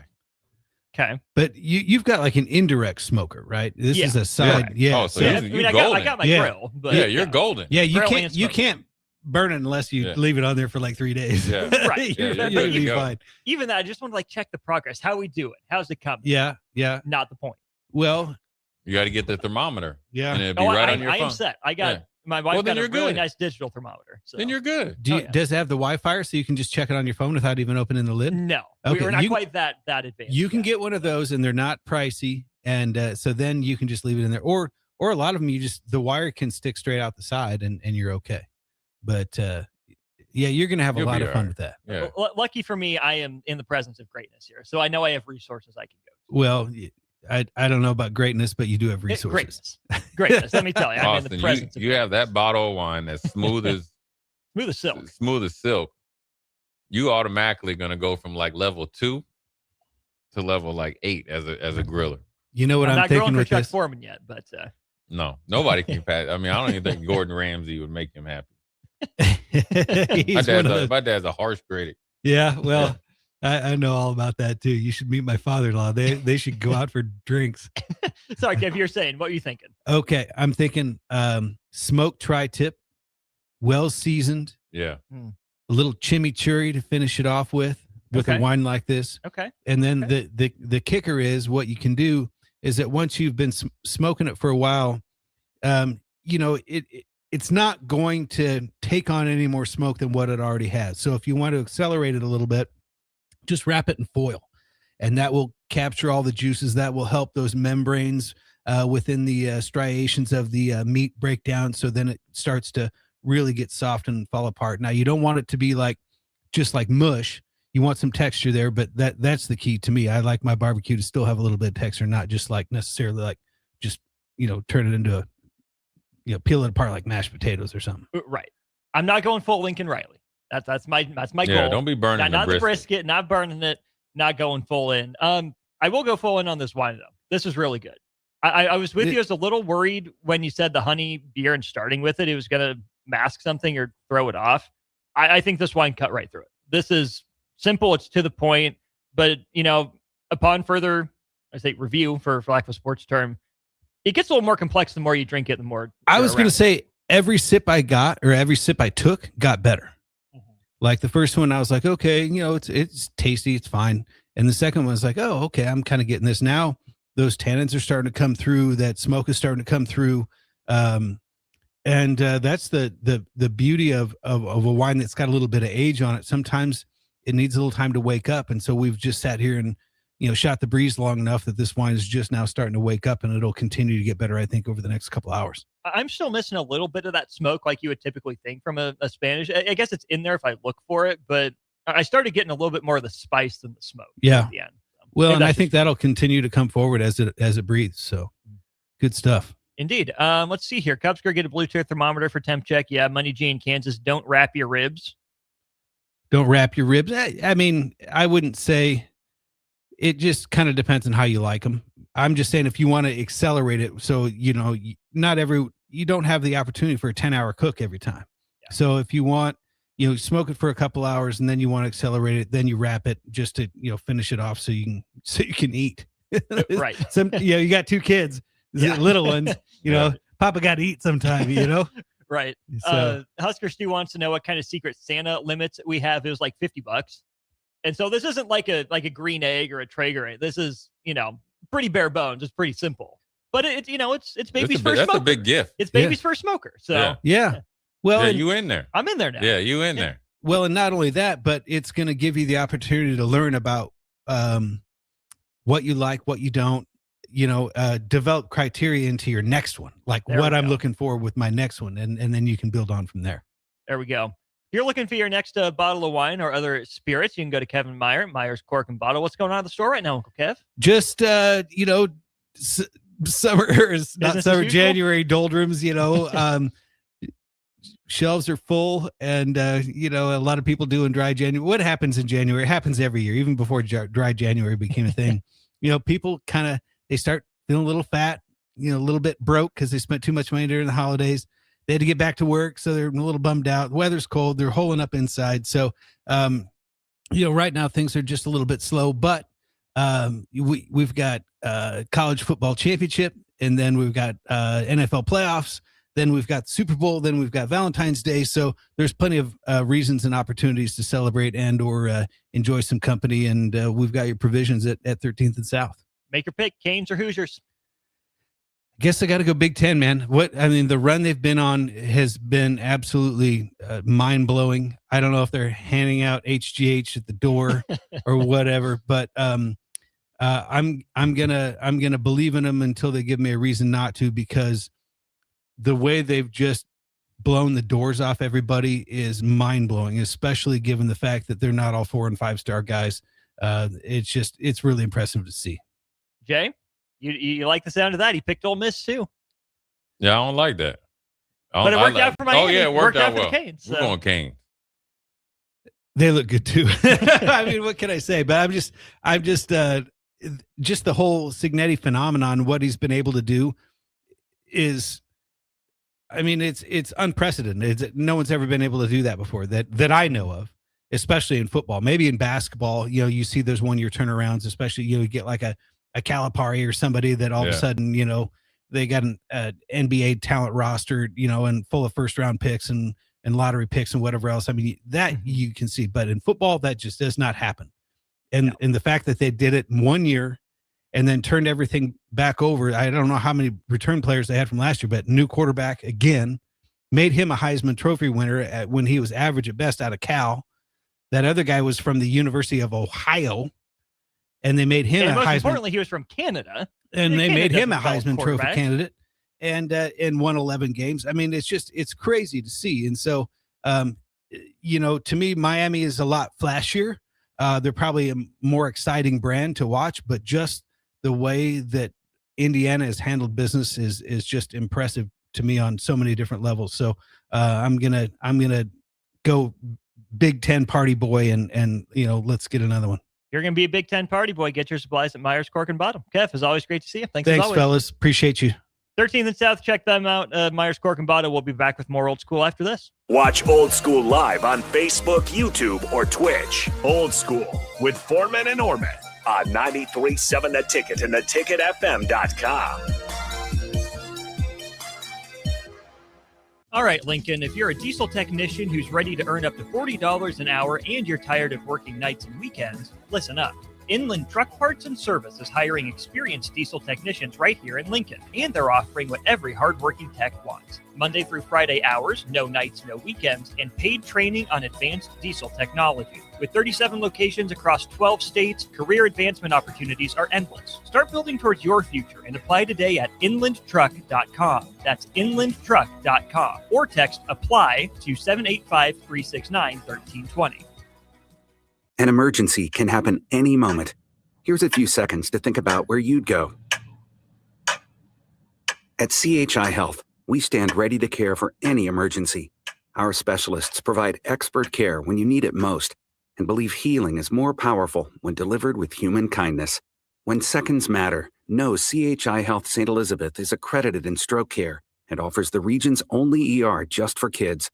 Learn more at chihealth.com/St. Elizabeth Emergency. If you or anyone you care about is facing a family legal matter, call Cordell and Cordell today at 1-855-GET-LEGAL or visit CordellCordell.com to schedule your consultation. There's a lot on the line in divorce. This is Joe Cordell of Cordell & Cordell, the largest family law firm in the country, with over 35 years of helping clients navigate divorce. But being big doesn't mean less personal or less local. Our attorneys live and work in your community, and as neighbors, they understand the challenges your families face. Divorce touches all areas of your life: your home, savings, retirement, and of course, kids. So when you find yourself facing divorce, you need a partner you can count on. Visit CordellCordell.com to schedule your consultation. If you or anyone you care about is facing divorce, contact Cordell and Cordell today. With over 100,000 clients served, we understand the challenges you're facing on a personal level. Call Cordell and Cordell today at 1-855-GET-LEGAL. That's 1-855-GET-LEGAL. 1221 N Street, Lincoln. Are you looking for an exciting new way to put your skills to work? Explore new career options in the fintech industry at Currency, a Sandhills global company. We offer full-time positions in financial sales, compliance, operations, and other fields. We also offer a 4.5-day work week, an attractive benefits package, and opportunities for advancement. Put your motivation to work and grow with us at Currency. Visit gocurrency.com/careers to learn more. Bauer Underground has been serving local contractors and utility contractors all across the state since 1997. When you see the black and white trucks, you know that the best workers in the business have arrived. Bauer is currently looking for equipment operators, laborers, diesel mechanics, and aerial linemen. Join the brotherhood built on hard work, authentic people, and a pedigree of success. They're offering top-notch benefits, a matching 401k, and a $600 per year clothing allowance. Bauer Underground, a family-friendly company with plenty of room for advancement. If you want to make new floor shopping easier, come to O Street Carpet. Hi, I'm Steve Carper. Our flooring professionals can help you choose the best flooring for you, your family, and your budget. We eliminate the confusion. Even better, you'll be enjoying your new flooring much sooner. No 6 or 8 week waits. We'll install right away and save you money on installation. Floor shopping made easy every day at O Street Carpet. O Street Carpet. 1732 O Street. Family owned and operated. Always the best value. 93.7 The Ticket. Fox KFXL weather. Brought to you by Bryant Air Conditioning, Heating, Electrical, and Plumbing. The Lincoln forecast for today, a few sprinkles possible this afternoon. Otherwise, probably sunny and breezy. The high near 48. Tonight, mainly cloudy, a continued breeze, a low around 30. And tomorrow, a chance of snow. Otherwise, mainly cloudy. It'll be windy and colder. A high near 36. I'm meteorologist Kyle Buck for 93.7 The Ticket and theticketfm.com. Alexa, play 93.7 The Ticket. Okay, playing 93.7 The Ticket. Alexa, turn down the lights. Dimming the lights. Alexa, order a pizza. The big one. All the toppings. Are you sure that's a good idea? Alexa. That's a lot of pizza for just one man. Alexa, just do it. Stop judging me, just do it. As you wish. Thanks, Alexa. You're my best friend. MHC isn't a new company, just a new name. Moe's Moving is now Moe's Home and Commercial. Whether moving across town or across the state, MHC Moving has you covered, specializing in home, apartment, assisted, and independent living moves. MHC can handle your commercial moves as well. MHC Moving has 0 hidden fees. You'll never pay for same-day booking or be charged for stairs, heavy items, or elevator fees. Rates are the same Monday through Saturday, and you will never pay a truck or fuel surcharge. And they offer payment plans through PayPal.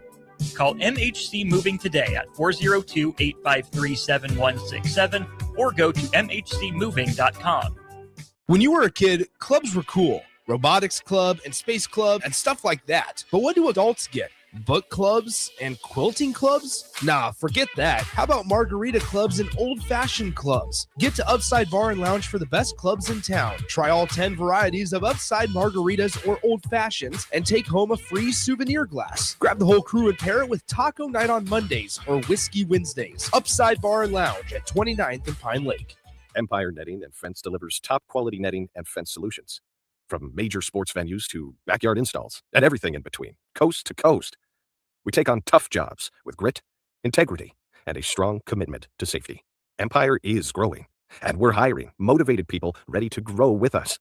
We build each other up, and we're building something big. Think you've got what it takes? Apply now at empire-fence.com. That's empire-fence.com. In every office, there's 2 types of people. There are those who bring in bagels and those who eat the bagels that someone else brought in. Everybody likes the first person. Be that first person. Weekday mornings at 7:30, you have a chance to win a business box of bagels from Bagels & Joe. All you have to do is shut up, Sipple. 2 questions for you, 2 for Sip. Win, and the bagels are yours. Lose, well, you don't want to lose. You lost Monday, you lost Wednesday, you're a loser. Shut up, Sipple. Weekday mornings at 7:30, brought to you by Bagels & Joe. Back to old school with Foreman and Orman on 93.7 The Ticket and theticketfm.com. Halfway home on a Thursday. Austin Norman and Jay Foreman here. Big thanks to Kevin Myers, Cork and Bottle for stopping by. 402-464-5685 if you want to be a part of the show. It is Old School, brought to you by Graham Tire. Graham Tire Company is celebrating 75 years of serving the Midwest. They're more than just tires, though. They do all kinds of car and light truck repairs, too. From brakes to oil changes, trust Graham Tire for service you can count on. Graham Tire, getting you to the places that matter most. Jay, Nebraska is one step closer to being the final undefeated team in college basketball. Vandy goes down. They go to Austin, Texas. They lose by 16 to Texas. Longhorns led it by 5 at the break. Vanderbilt shoots just 27% in the second half, including one of just 10 from three-point range. Texas wins it by 16 points, 80-64. Back-to-back SEC wins for Texas. They knocked off Alabama earlier in the week, or I guess that was Saturday, so late last week. But, Jay, down to 3.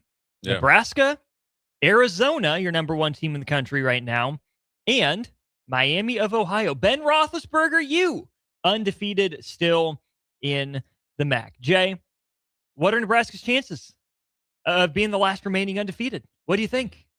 I think they're high. I mean, I think if they get through, obviously against Northwestern, I just think Northwestern could be tricky. But Northwestern, got handled a little bit, against Illinois. I think the last night, and so they're ripe for the picking, or they're going to be really, really motivated to try to knock off an undefeated team in Nebraska. But I think Arizona always kind of ends up in this point in the during the season. They start out really hot. They look like the best team out there, and then they fumble. And so if Nebraska can get through Evanston and hopefully Nick and Jake bring them some good luck, I think it's set up for Nebraska to play pretty well late into the season and being undefeated. You mentioned that kind of choke factor for Arizona, right? Fumbling the bag. Tommy Lloyd has been an incredible coach for Arizona. He's done really well. Last year was a good year for them. They make it to the Sweet 16. They lose by 7 to Duke in the Sweet 16. Before that, though, for Tommy Lloyd at Arizona, 23-24, also made the Sweet 16, but bow out to an okay Clemson team. That was an upset in the Sweet 16. The year before that, in 2023, they get bounced in the first round by putting up only 55 points against Princeton. Princeton in a 4-13 or a 3-14. Maybe that's a 2-15 matchup. Either way, big upset there. Tommy Lloyd and Arizona finished second in the AP poll in the regular season at 28-3. They get bounced by Houston by 12. Don't put up much of a fight in that one. So that continues a long stretch of underperformance in the NCAA tournament for Arizona. But Jay, this is the regular season, and Arizona right now, this is just according to Ken Pomeroy, isn't projected to lose a game until Saturday, February 21st on the road against Houston. And even that, Ken Pom has as just a 1-point loss for the Wildcats. Projected final record for them, 28-3. Even though that's the only game that they're not favored in, the way you add up the win probability says it's most likely that Arizona will drop 3 games. Upcoming schedule for them, and I'll just go their next 4 games because that's kind of what we're looking at for Nebraska right now too. UCF in Orlando, home against Cincinnati, home against West Virginia. Here's the one you might circle, Jay. The day before Nebraska goes to Michigan, Arizona goes to BYU. Oh, yeah. What, AJ and crew? Ken Pom gives them a 53% chance to win, an 82-81 projected final score. But that's a huge test. Yeah. And if they're hitting, and I think what AJ can do as far as take over the game, as far as take the air out of the ball, but he plays with really good pace and efficiency, what is Arizona's kryptonite. So he's big enough to go in there and tussle with the big guys, but he's athletic and skilled enough to, obviously be a big guard and being, was he 6'9", 6'10"? Yeah. Matchup problem. And it's going to take a big game from him. What I'm talking about is as far as an 18-year-old freshman, I'm talking about he needs to be, 26 points and above in a very, very efficient 26 points. That's the recipe to beat Arizona. Miami of Ohio hasn't had very many close calls this year. Probably their closest was a home game against Akron. They squeaked by only 3 points. They've been destroying teams left and right. Did have an overtime win over UNC Asheville back in mid-December. Their next 4 games projected to win by 11 at home against Buffalo, projected to win by 3 on the road at Kent State coming up on Tuesday. They're projected to win by 11 at home against UMass, and then by 20 at home against Northern Illinois. Jay, not a lot of competition for Miami of Ohio in the MAC right now. In fact, just the game against Kent State, the road game at Buffalo, and the road game at UMass and Eastern Michigan. Only 4 games of the remaining 13.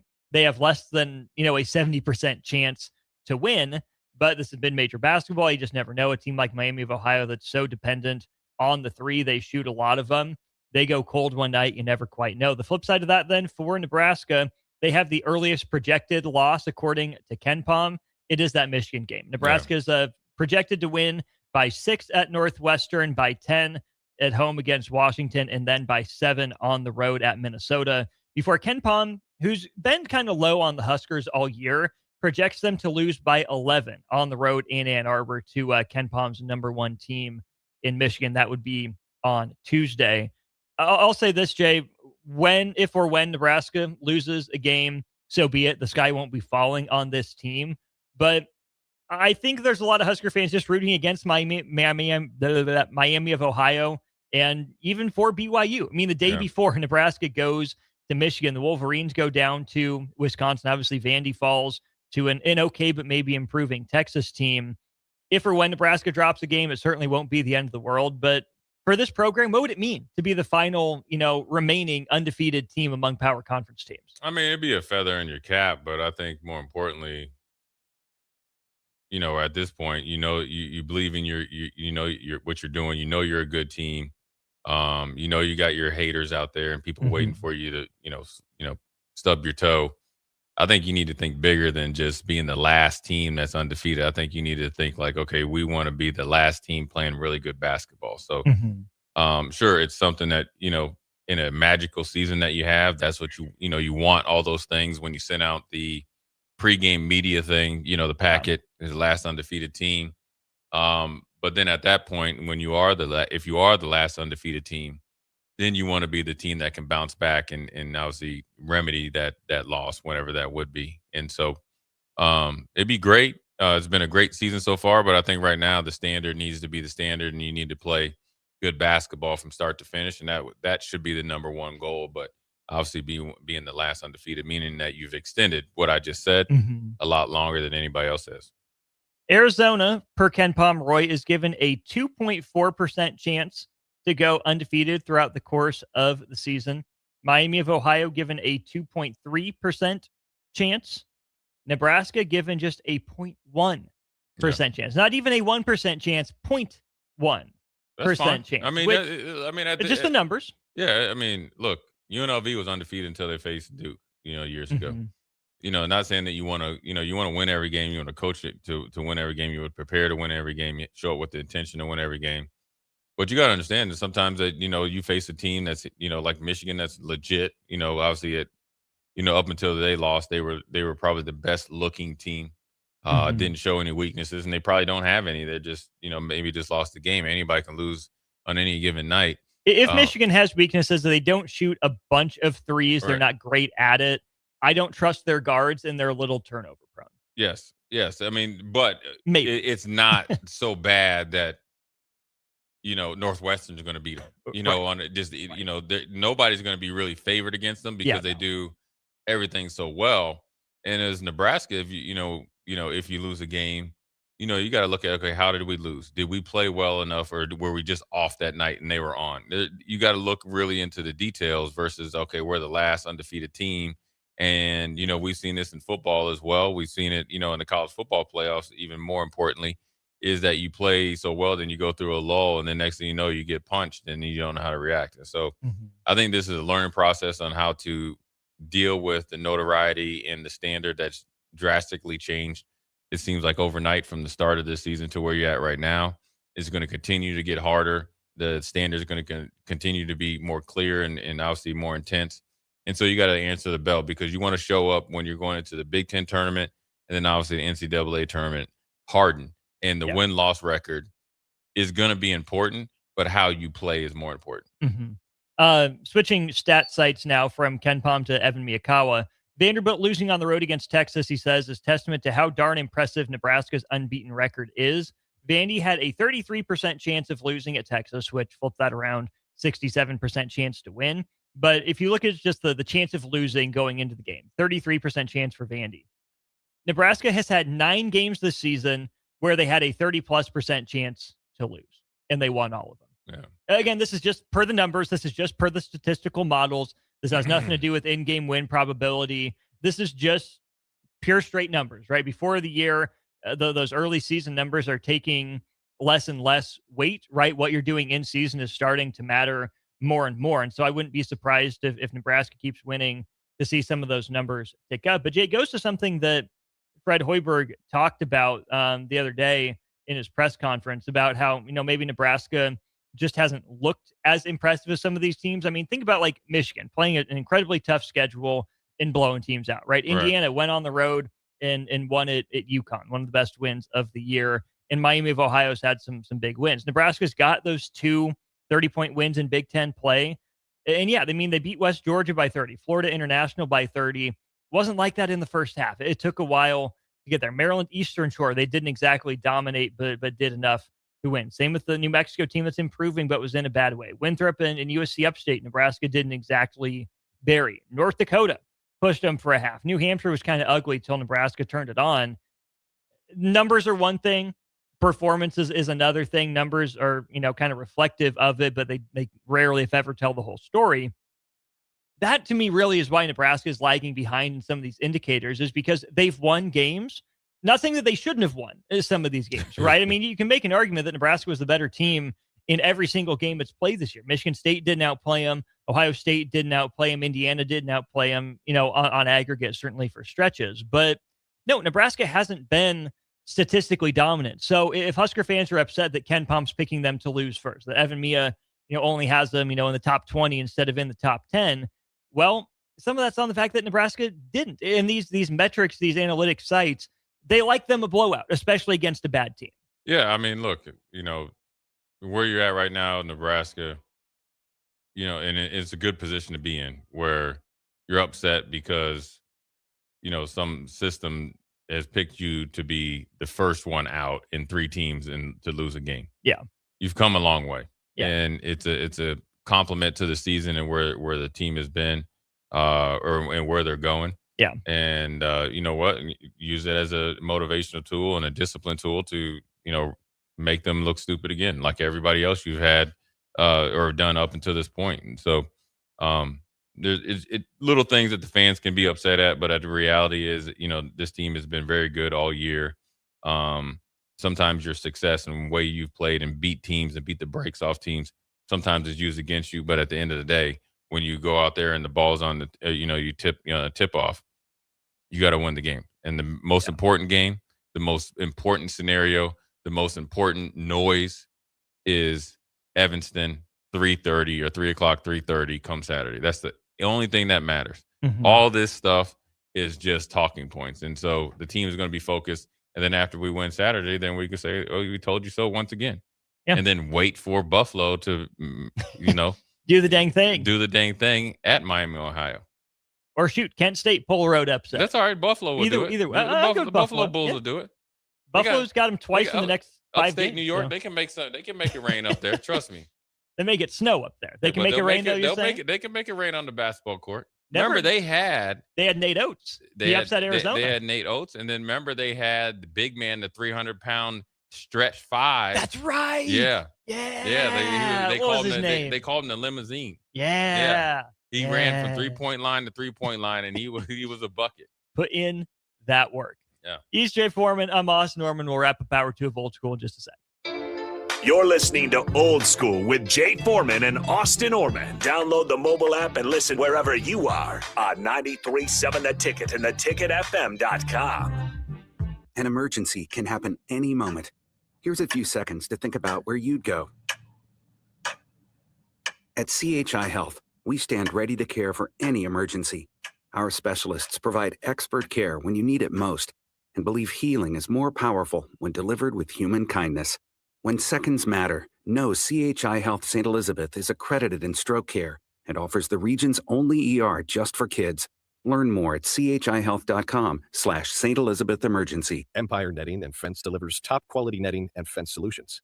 From major sports venues to backyard installs and everything in between, coast to coast. We take on tough jobs with grit, integrity, and a strong commitment to safety. Empire is growing, And we're hiring motivated people ready to grow with us. We build each other up, and we're building something big. Think you've got what it takes? Apply now at empire-fence.com. That's empire-fence.com. All right, Lincoln, if you're a diesel technician who's ready to earn up to $40 an hour and you're tired of working nights and weekends, listen up.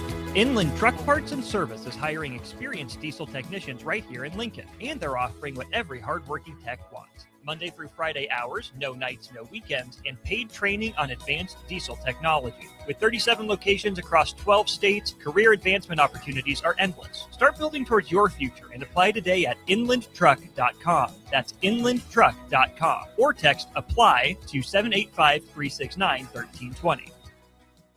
MWR, a local company of Lincoln, is proud to announce they are able to offer their own post-frame building packages in metal to anyone desiring a building, whether you're a contractor or a DIYer. They can install your building as always, and they offer multiple different rib profiles and loads of color options, including the wood grain metal at great competitive prices. You can inquire at mwrbuildingandfence.com or just draw your desired building and submit it in their contact us page, and they'll get back to you. Call MWR today at 402-540-8966. MHC isn't a new company, just a new name. Mo's Moving is now Mo's Home and Commercial.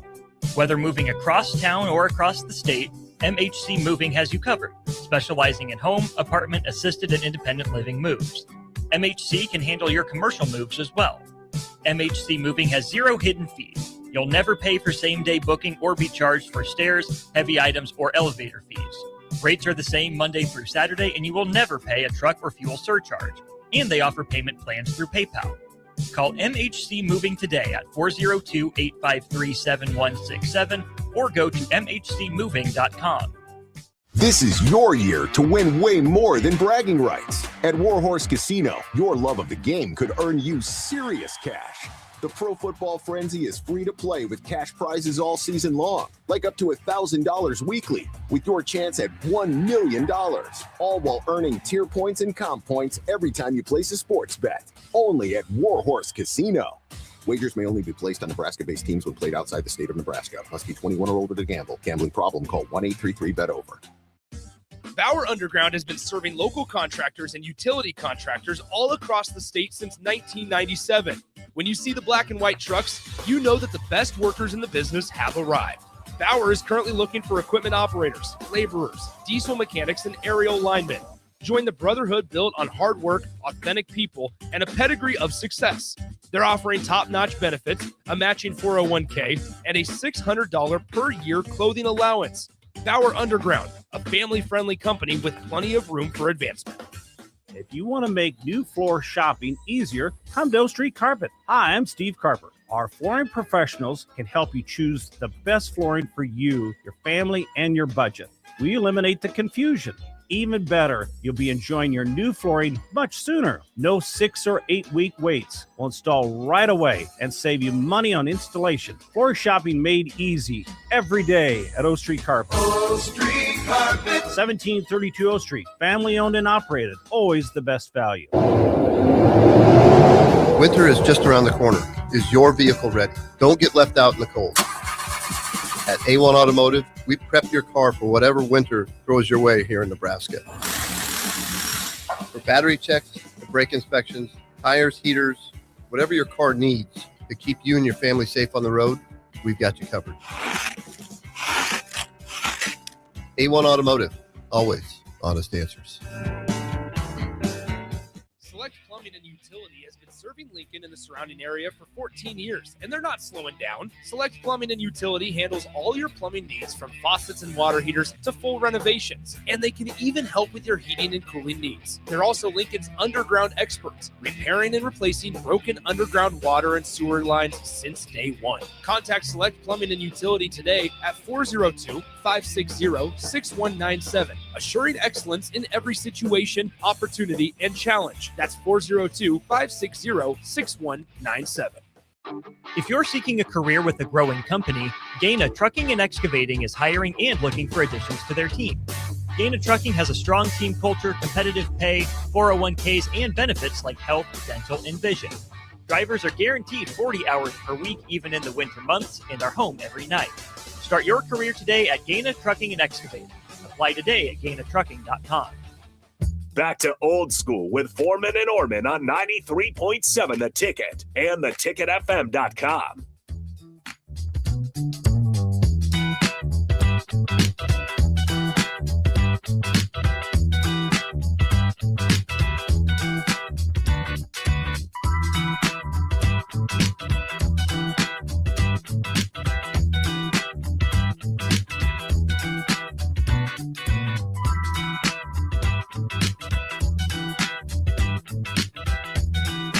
Welcome back in. Final segment of our second hour here of Old School.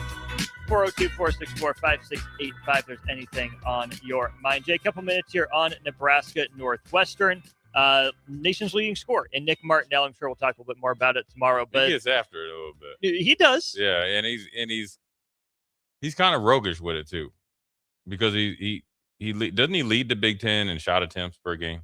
It wouldn't surprise me. Yeah. So, but he's physical. His game isn't flashy, but it just works. I mean, he is a Coach Collins, Northwestern. He really embodies like the football team as well. Probably underrated. Got a point to prove, but extremely physical, and he's efficient. Yeah. That's a guy that you got to really get him off his spots, because he'll beat you up, and next thing you know, you look up and it doesn't look like much. He's there with like 22 points, and he's controlled the pace of the whole game because he plays on the edge and he gets underneath your skin, but he's actually really, really skilled. Yeah. A guy that has improved his outside shot a little bit, doesn't want to take a lot of them, Jay. He's kind of what I think of in kind of that kind of traditional kind of power forward mold. Not a huge guy, but obviously big enough to get the job done. Northwestern is going to want to force feed him a bunch of shots. I mean, he's averaging 24 points and 6 rebounds per game, shooting 52% from three, not on a huge volume, though. If you're Nebraska, are you going to let him get his and make sure no one else beats it? Or do you make sure he doesn't touch the ball and dare someone else to beat you? I mean, you don't want to have an easy path for him to get off. I mean, obviously that'll get Reed and those guys going as well. So, I mean, it's not, he's not playing with a bunch of scrubs, right, where you can just say, okay, you can score 40 and then everybody else score with under double digits. So you just want to make sure that you turn him in. I think Nebraska, obviously you make another, person beat you, but I think you can really make some hay if you're making him into a volume scorer. Like against Illinois, obviously Reed had the game where he was able to have 28 points. You don't expect that every single game. Yeah. But Illinois did a really good job on the rest of their starters. So you really take that into, a game plan going into that game. And they play Reed like a starter because he played well over 30 minutes. But I like our bench versus their bench. Oh, big time. Skill-wise, I guess experience-wise, and then obviously production-wise. Yeah. So really you just come in there and you play your game. Obviously, he's a big target. You got to figure out where his spots are. He's obviously did a really good job at the free throw line. So what he's doing is he's really controlling the game with his physicality and then cashing in at the free throw line. So you want to make sure that you force him into hard shots. Don't draw stupid fouls, which is he kind of baits you into stuff with the way he plays. And then make everybody else try to beat you. Obviously, Trey Singleton's going to probably come out gunning because he didn't shoot well last night. So don't let him shoot well again. Don't let him shoot well all again. night long. So whatever Illinois did defensively against the guys that are like his complementary pieces, do it again. But obviously don't let Jaden Reed hit you up for 30. Yeah, no. Justin Mullins is a guy that's played some minutes for them in the past, and I thought was going to be a bigger part. He hasn't played much of a role for them. But this, like you said, Jay, was a Northwestern team that ended up pushing Illinois for a while. Of course, Illinois ultimately pulls away. They win it by 11 there at the end. Let's go to break. Let's hit up hour 3 of Old School. Show brought to you as always by the folks at Graham Tire. They're celebrating 75 years of serving the Midwest. They're more than just tires. They do all kinds of car and light truck repairs too. From brakes to oil changes, trust Graham Tire for service you can count on. Graham Tire, getting you to the places that matter most. What matters most right now? Hour 3 of Old School, right on the other side. Watch Old School live on Facebook, YouTube, or Twitch. Old School with Foreman and Orman on 93.7 The Ticket and theticketfm.com. This is your year to win way more than bragging rights. At Warhorse Casino, your love of the game could earn you serious cash. The Pro Football Frenzy is free to play with cash prizes all season long, like up to $1,000 weekly, with your chance at $1 million, all while earning tier points and comp points every time you place a sports bet. Only at Warhorse Casino. Wagers may only be placed on Nebraska-based teams when played outside the state of Nebraska. Must be 21 or older to gamble. Gambling problem? Call 1-833-BET-OVER. MWR, a local company of Lincoln, is proud to announce they are able to offer their own post-frame building packages in metal to anyone desiring a building, whether you're a contractor or a DIYer. They can install your building as always, and they offer multiple different rib profiles and loads of color options, including the wood grain metal at great competitive prices. You can inquire at mwrbuildingandfence.com or just draw your desired building and submit it in their contact us page, and they'll get back to you. Call MWR today at 402-540-8966. Winter is just around the corner. Is your vehicle ready? Don't get left out in the cold. At A1 Automotive, we prep your car for whatever winter throws your way here in Nebraska. For battery checks, brake inspections, tires, heaters, whatever your car needs to keep you and your family safe on the road, we've got you covered. A1 Automotive, always honest answers. 93.7 The Ticket, Fox, KFXL weather. Brought to you by Bryant Air Conditioning, Heating, Electrical, and Plumbing. Your Lincoln forecast for today, a few sprinkles possible this afternoon. Otherwise, probably sunny and breezy. The high near 48. Tonight, mainly cloudy, a continued breeze, a low around 30. And tomorrow, a chance of snow. Otherwise, mainly cloudy. It'll be windy and colder. A high near 36. I'm meteorologist Kyle Buck for 93.7 The Ticket and theticketfm.com. Are you looking for an exciting new way to put your skills to work? Explore new career options in the fintech industry at Currency, a Sandhills global company. We offer full-time positions in financial sales, compliance, operations, and other fields. We also offer a 4.5-day work week, an attractive benefits package, and opportunities for advancement. Put your motivation to work and grow with us at Currency. Visit gocurrency.com/careers to learn more. This is Lincoln's home for sports talk on the FM dial. Also online at theticketfm.com. On the internet. KNTK FM Firth, 93.7 The Ticket.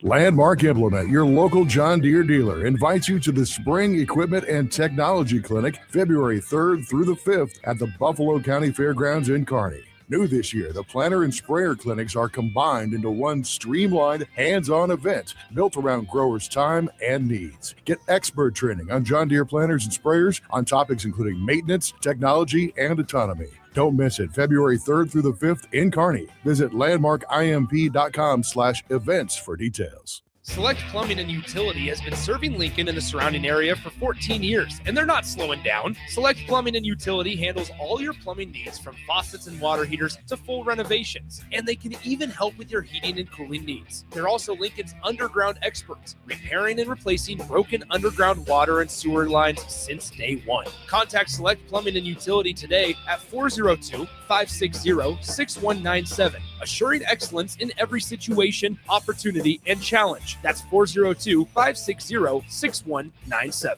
Hey Husker Nation, this is Todd Euler, two-time national champion, here to talk to you about Window World Lincoln. At Window World, we specialize in replacement windows, doors, siding, and roofing. Whether you're looking to enhance the beauty of your home or increase its energy efficiency, we've got you covered. And here's the best part. We offer the best for less. Our team is dedicated to providing top quality products and exceptional service at affordable prices. We want to earn your business and make your home improvement dreams a reality. So why wait? Contact Window World Lincoln today at 464-7313 or visit our website at windowworldlincoln.com.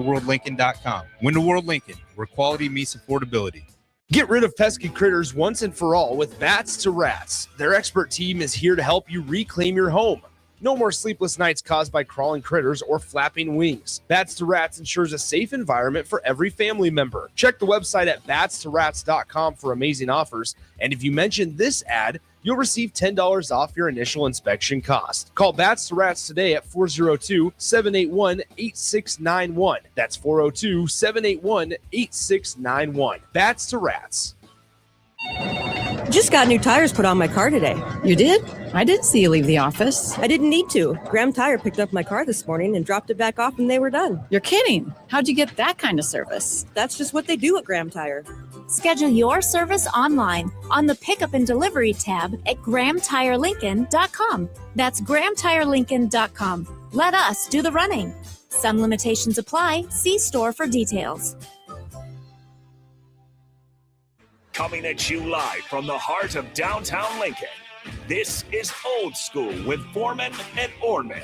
Nebraska Football Hall of Famer Jay Foreman. Here's Troy Detmer dropping straight back in the pocket. Rifles a pass. It was tipped. It's picked off by Foreman. He's at the 15, 10, 5. He'll score! Foreman got it, and it's touchdown Huskers. Black shirts answer the call one more time. And Austin Orman. Old School with Foreman and Orman is sponsored by Graham Tire Company of Lincoln, your tire store next door with 4 Lincoln locations. Old School with Foreman and Orman on 93.7 The Ticket and theticketfm.com. What up, 5 o'clock hour? Jay Foreman, Austin Norman. We're coming at you live once again, 1040 O Street, 11 O Street if you want to be lazy. Want to once again give a shout out to Kevin Meyer, Corcoran Bottle, 13th and South. Does a really good job coming in, bringing in good libations, obviously, and great knowledge of both the beer and wine that he brings in. He's been knocking out of the park, I think, for the last 6-7 months, which obviously is the standard with Kevin. But obviously, you got newsworthy news in the NFL. Obviously, Harbaugh's back in the building, or eventually will be back in the building for the New York Giants. And now you got multiple openings and multiple interviews. So we'll see where that goes as we move towards the NFL draft and so forth and so on. But before you get to the draft, you got the national championship game. Before we can get to the national championship game, we have the dead period over for Nebraska. Obviously, the vortex is open and fluid. Nebraska's trying to finish off their 2026 class. I got obviously going to have visitors this weekend. A couple defensive tackles. I think Boston College defensive tackle is or was in town either today or maybe tomorrow. Maybe an Oregon defensive tackle, and see where they can go as they eventually start, or if they haven't started already, getting into winter conditioning. So every year is a new team.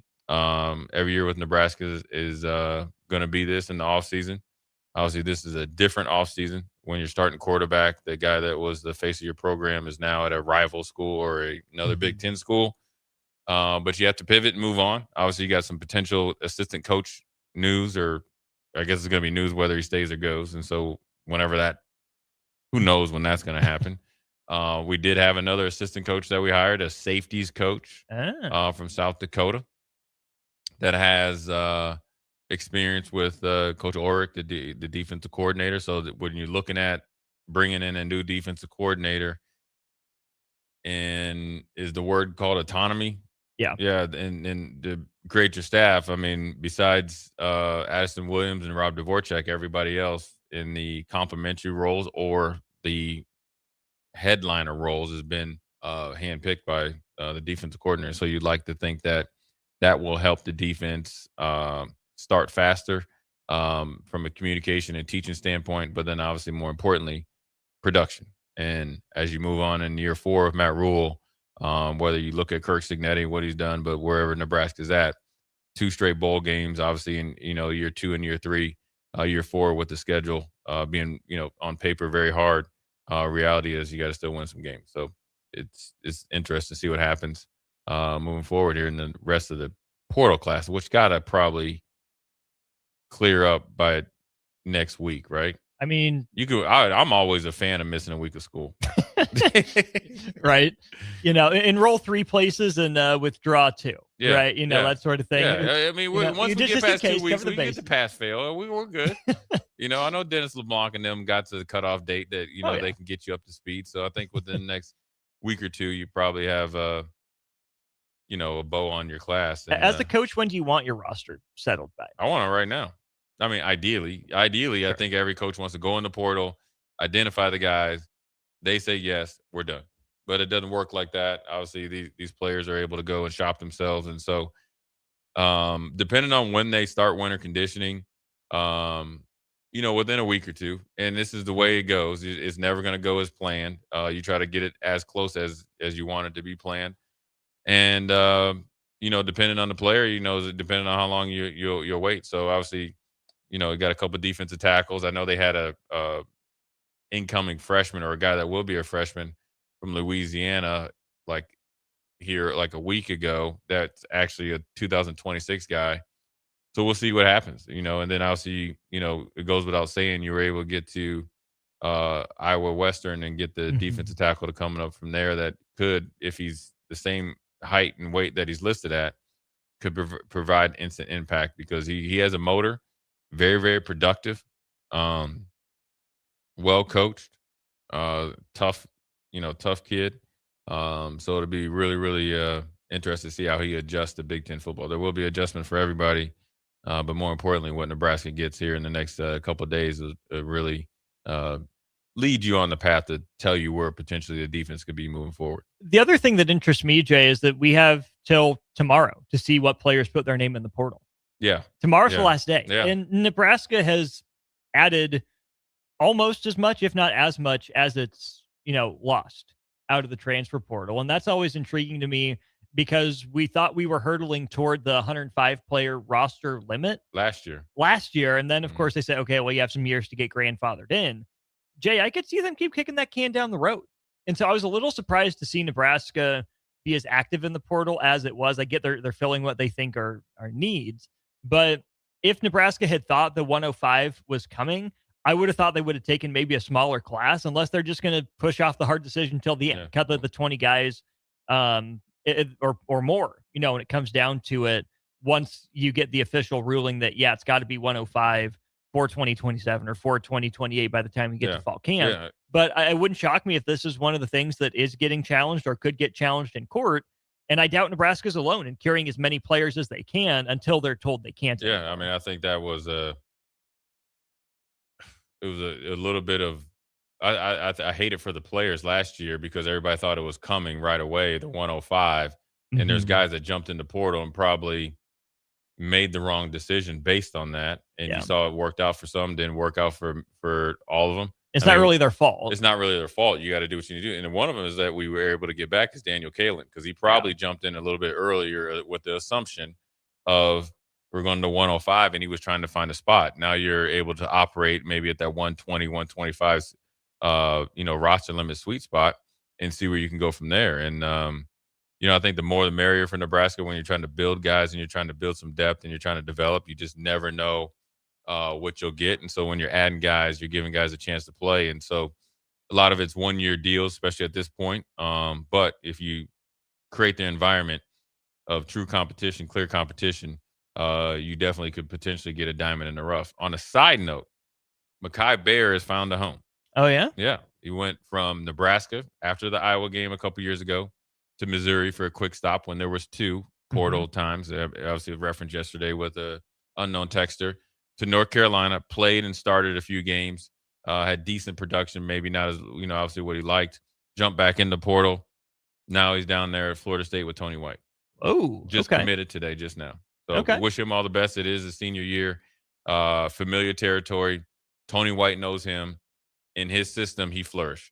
That's why it was probably a bigger blow, considering he was a 1.5-year starter, and you felt like he would have probably maybe taken another step, but now he found a home down at Florida State. So hopefully it works out for him in his senior year. And obviously Tony White does as well, so you wish him all the best. But with Nebraska, I think, you got the offseason starting. I'm assuming they're lifting at some point, but officially obviously when they post it on social media, you'll see. You want all hands on deck. I mean, obviously you got the little bit of issue with, Coach Eckler potentially going to USC. Obviously Coach Rule had to address it. However you want to take it, it's interesting. You could say, all right, he had to address it, talked it a little bit in past tense. The one thing that stood out, he did mention he's a Penn State guy and he's chosen to stay. There's been the guys from Nebraska that have chosen to leave or Legacy has chosen to leave. That is true. Both sides can be true. Mike Eckler is from Nebraska. He never played here, right? But part of the reason to be able to get back to Nebraska, obviously, be closer to family. Trev played here and starred here. There's probably other reasons why he left. And then obviously, recently with Dylan, who really knows, why you would choose to leave. And so that was interesting, but it'd be interesting to see, when it happens. I mean, I don't even know, with the coaches being out and recruiting and stuff like that. You got guys visiting. And, I think Jack Mills, the long snapper, talked about Coach Eckler going through the punt block that they perfected against Michigan State. He called his shot, actually told Nick Sainert on a flight that it was going to happen. So a little bit of Babe Ruth there. So he's been involved in some form or fashion of recruiting. What do you do right now? Obviously, USC has been calling. You just don't. The one thing I do know about coaching, now there is agents out there that kind of, and it's generally when the openings come open, so they will throw Austin Norman out there knowing that it gets you a pay raise. But I just know that at this point with assistants and how well he's done and as a special teams coordinator, and he's very established as a let's just say linebacker kind of edge coach, because he's coached both, as a coach, position coach, I guess I would say that, your phone's going to ring. And so there's no reason to deny it. It's actually a credit to you, to credit to what you were able to do at Nebraska. But more importantly, obviously, the business is the business. You can't fault him for it or Nebraska for it. It happens all the time. Yeah, you're not special because the coach stayed or a coach left, right? Yeah. Maybe it's personal, but it's also business. And that's where, Jay, I think the reason this Eckler thing is blown up is, number one, because it's been just danced around so much, right? It's, I think, been allowed to fester beyond what it needs to be. It doesn't need to be anything deeper than it's business, if that's all it is. But I think that part of the frustration from Husker fans is that Eckler was really good, and the thought of losing him after 1 year at least made a tangible impact. It hurts because he turned around a unit that was really struggling. So the thought is, why would you let a guy like that leave? I mean, I think there's a number that at some point you got to walk at if you're being financially and fiscally responsible. You can't just go blank check in perpetuity. That's not necessarily a good thing to do. But the other part about it is, is this, Mike Eckler leaving of his own accord? Is this Matt Rule, maybe having some hesitation to hire him and saying, okay, if you have another opportunity, well, I was only, lukewarm on hiring you to begin with. Thanks. It's the business. Go be good somewhere else. But we shouldn't be shocked if Nebraska loses coaches, because that's what Matt Rule wanted Nebraska to be, right? He's always talked about coaching his coaches, being that feeder program. And we've gone back and forth on this show and others about, is that the right attitude to have at Nebraska? If Nebraska is the biggest job the vast majority of these guys are ever going to take in their lives, maybe the biggest job, regardless, can you afford to be that coaching incubator, that stepping stone for coaches? It's one thing if you go from analyst to position coach or position coach to coordinator, if that's what you're going to do. That's a natural step up with a pay raise.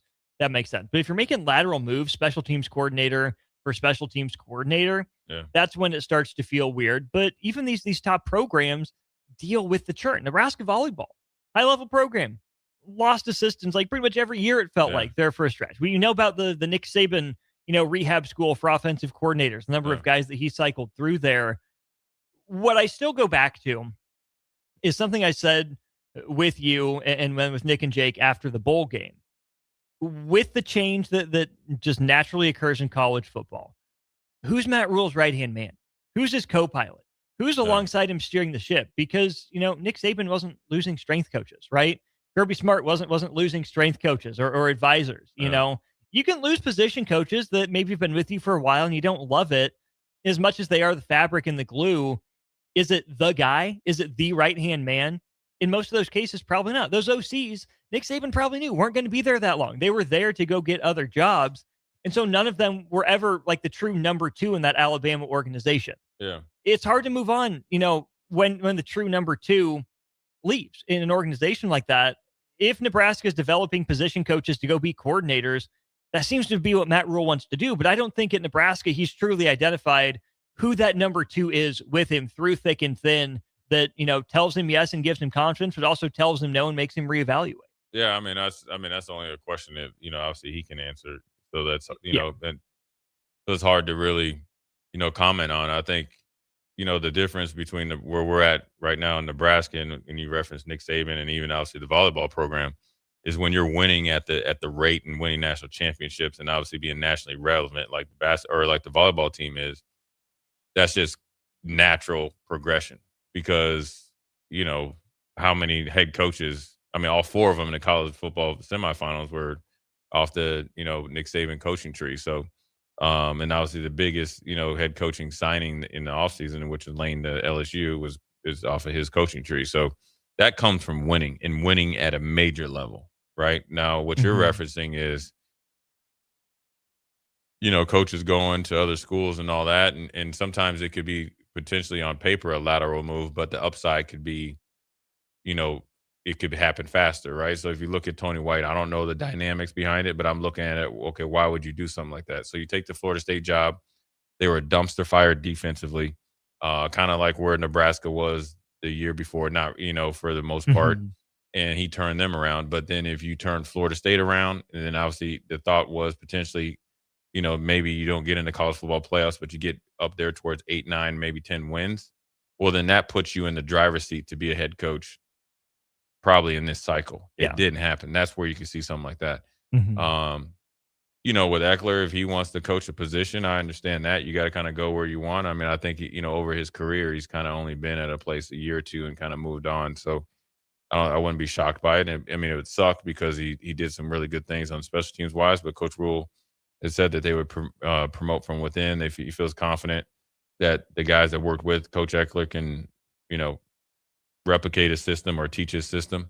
But then also that lets you know what type of coach Eckler is, that he's able to come in, implement his system. Guys know it, and a head coach feels confident enough that they can coach it if they have to. The part I agree with is the scheme, right? But I would think that scheme is the easier part to learn, to have it down, right? Yeah, you can know the X's and O's. Yeah, that's X's and O's. But Jay, you've talked about special teams, and sometimes you got to just be different mentally, find a new headspace. Maybe those guys underneath Eckler can get players there. But that to me, I mean, scheme is great. Seems like it helped Nebraska. But is there another coach that, at least seemingly from this perspective, brought the edge to a group like Mike Eckler did? I don't know if I would be convinced that the next person has that. Maybe Matt Rule sees it, and he thinks that's a big part of it. Maybe they can. Maybe he's brought it out of those coaches. And, the coach, like when Danny Smith, I can only reference when Danny Smith came in, we had Bruce DeHaven, so it was obviously really, really good first 3 years. And then had Ronnie Jones, and we were horrible, and we kept the same players. Danny Smith came in, turned it around, and then Danny Smith has been with Mike Tomlin and, obviously for forever. A coach can do that. But the standard, with the assistant coaches, we had Mike Pfeiffer, right, who ended up being a special teams coach for a very long time in the NFL. And obviously he was at North Carolina just up until this last year. So his Danny Smith, co-pilot ended up being a special teams coach as well. So maybe this is the case. When you play special teams, you gotta have an edge. You gotta use your head.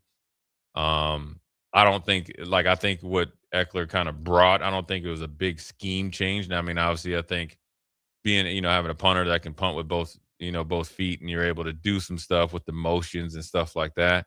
I don't think that's hard to teach, especially because you've done it before. Like putting it up there, on the screen. Now, demanding, being, doing a good job of being very, very demanding, holding them accountable, but then also, instilling confidence in them. That's what, I think he was able to do. And he was able to kind of, have an eye for like Williams to being a returner, end up being, and we'll see where he's at. And so, we'll see, where he's, what happens. It'll just be interesting, even if, say he does come back, what the dynamics are. I mean, it's just, very, it's a, odd time, right? And it's much more likely, obviously, for like a Mike Eckler reunion than a Dylan Raiola reunion ever was. Yeah. I mean, that's at least on the table. He hasn't left. Yeah, and I do think at one point in time, the Dylan coming back to Nebraska option could have been rehab. Sometimes that time passes. It could have. Because if you can have a conversation with somebody, everybody knows what your point. It's legitimate points on both sides. Yeah. with Eckler and where he was. Because if he wants to coach a position and coach special teams, just the way it just, I guess I'm just looking, I'm looking at it right now. There's not a where you're going to be the lead position coach. We just hired, new defense coordinator who was an inside linebacker, was a linebacker coach. We hired an edge coach. We hired a D-line coach, safety coach, corners coach. We already had. Yeah. And then we have a linebacker coach there. So I'm not speaking for anybody. I'm just going off of what I'm seeing. Now, you could assistant coach with it, but is that really what you want? Because you could have done that last year, right? Yeah. So if that's really what the end all be all, then, you got to make your decision. And you got to really respect that because he's got a career to uphold that he wants to do. He has goals and aspirations and what he's used to doing. He does have credibility and have a track record of doing well at doing both. I've always said it. I've never been I've never understood, and this is just my experience, and maybe football has passed me by. I don't think it has. I'm just going off what I've seen. And I know the expanded coaching staffs obviously is the answer to what my statement is going to be. Our special teams at Nebraska were the best in the nation. When I was in Buffalo, we were very, very good. And that's the pro. So maybe this is a byproduct of it where you do have a special teams guy. I always felt in college, you have a special teams coach that's either like assistant tight end coach or a tight end coach or assistant linebacker coach. That's the way I've always kind of seen it. But now you can have more coaches, so you don't have to wear 2 hats. But I will tell you this, even if you're the special teams coach, everybody was involved. Gotcha. You know what I mean? Like Frank Solich was on those returners. Coach Brown was on the gunner. All that stuff. So it takes, even though you have special teams, it takes the whole team. And then when you have a coach that believes in it and makes it a priority, then it's even more important, or it becomes even more of a factor, because if you think that you're a 5-star recruit and you're not going to run down on punt, but I'm a 2-year starter, I'm going to run down on punt, well, then it's going to really look bad on you. So then when a head coach and the head man believes in the special teams and it's important, and it's by action and talking, or talking then action, meaning the practice time, the excitement and all, and a priority, then your whole team will be better. And that's where the mix of Eckler coming in and obviously the need, and then obviously it was a priority, it really turned the special teams around. Well, I just go back to the example you threw out as well. I mean, Devontae Smith winning the Heisman and playing special teams. Yeah, running down. It was a gunner. A gunner. Yeah. On punt. Right. I mean, if he can do that, yeah, anybody can. You're not above it. Yeah. I played special teams my whole year, all my years in college and in the pros. Yeah. Listen, I always tell kids, if you think you want to go pro to the pros, or if you want to, or you're asking me, how do you get there? You better be a factor on special teams or willing to play special teams. Yeah. That's the first thing they ask about. I mean, obviously they'll ask, what type of player and person he is, and is there any off the field issues? When they get to football, that's the first thing they ask, because the majority of the time you're not going to, no matter how good you are or how many likes you get here in Nebraska, you're not going to go from here to dominating in the league. There's been some really good dudes that, I mean, obviously Ndamukong Suh has been able to do it, but majority of the guys that were depending on where you get drafted, or if you get drafted, you better be a factor on special teams. You better be willing to play special teams, and you better be willing to get better at special teams, because for the majority of the time, that's all you're going to do. And then when you get your shot, along with special teams, that's where the job security comes from. Then you get job security, then you're blessed enough to get a second contract and maybe a third. Then you can dictate where you go. And then next thing you know, you go from playing 3 years to 9 years. But it all started on special teams. And you only have one shot to really show them that you can play special teams. That's why a special teams coach is so important. That's why obviously it's a big deal if Eckler stays or goes, or if he goes somewhere else. And then if that does happen, whoever replaces him has to up the ante too. You got to be puckered up real tight. It takes a lot of courage to run down on kickoff. Yeah. So, anyway, so we'll see. I mean, we'll take a quick break, come back. We got a ton of texts. Ben, Old Dad 34, John and Cortland, unknown texter.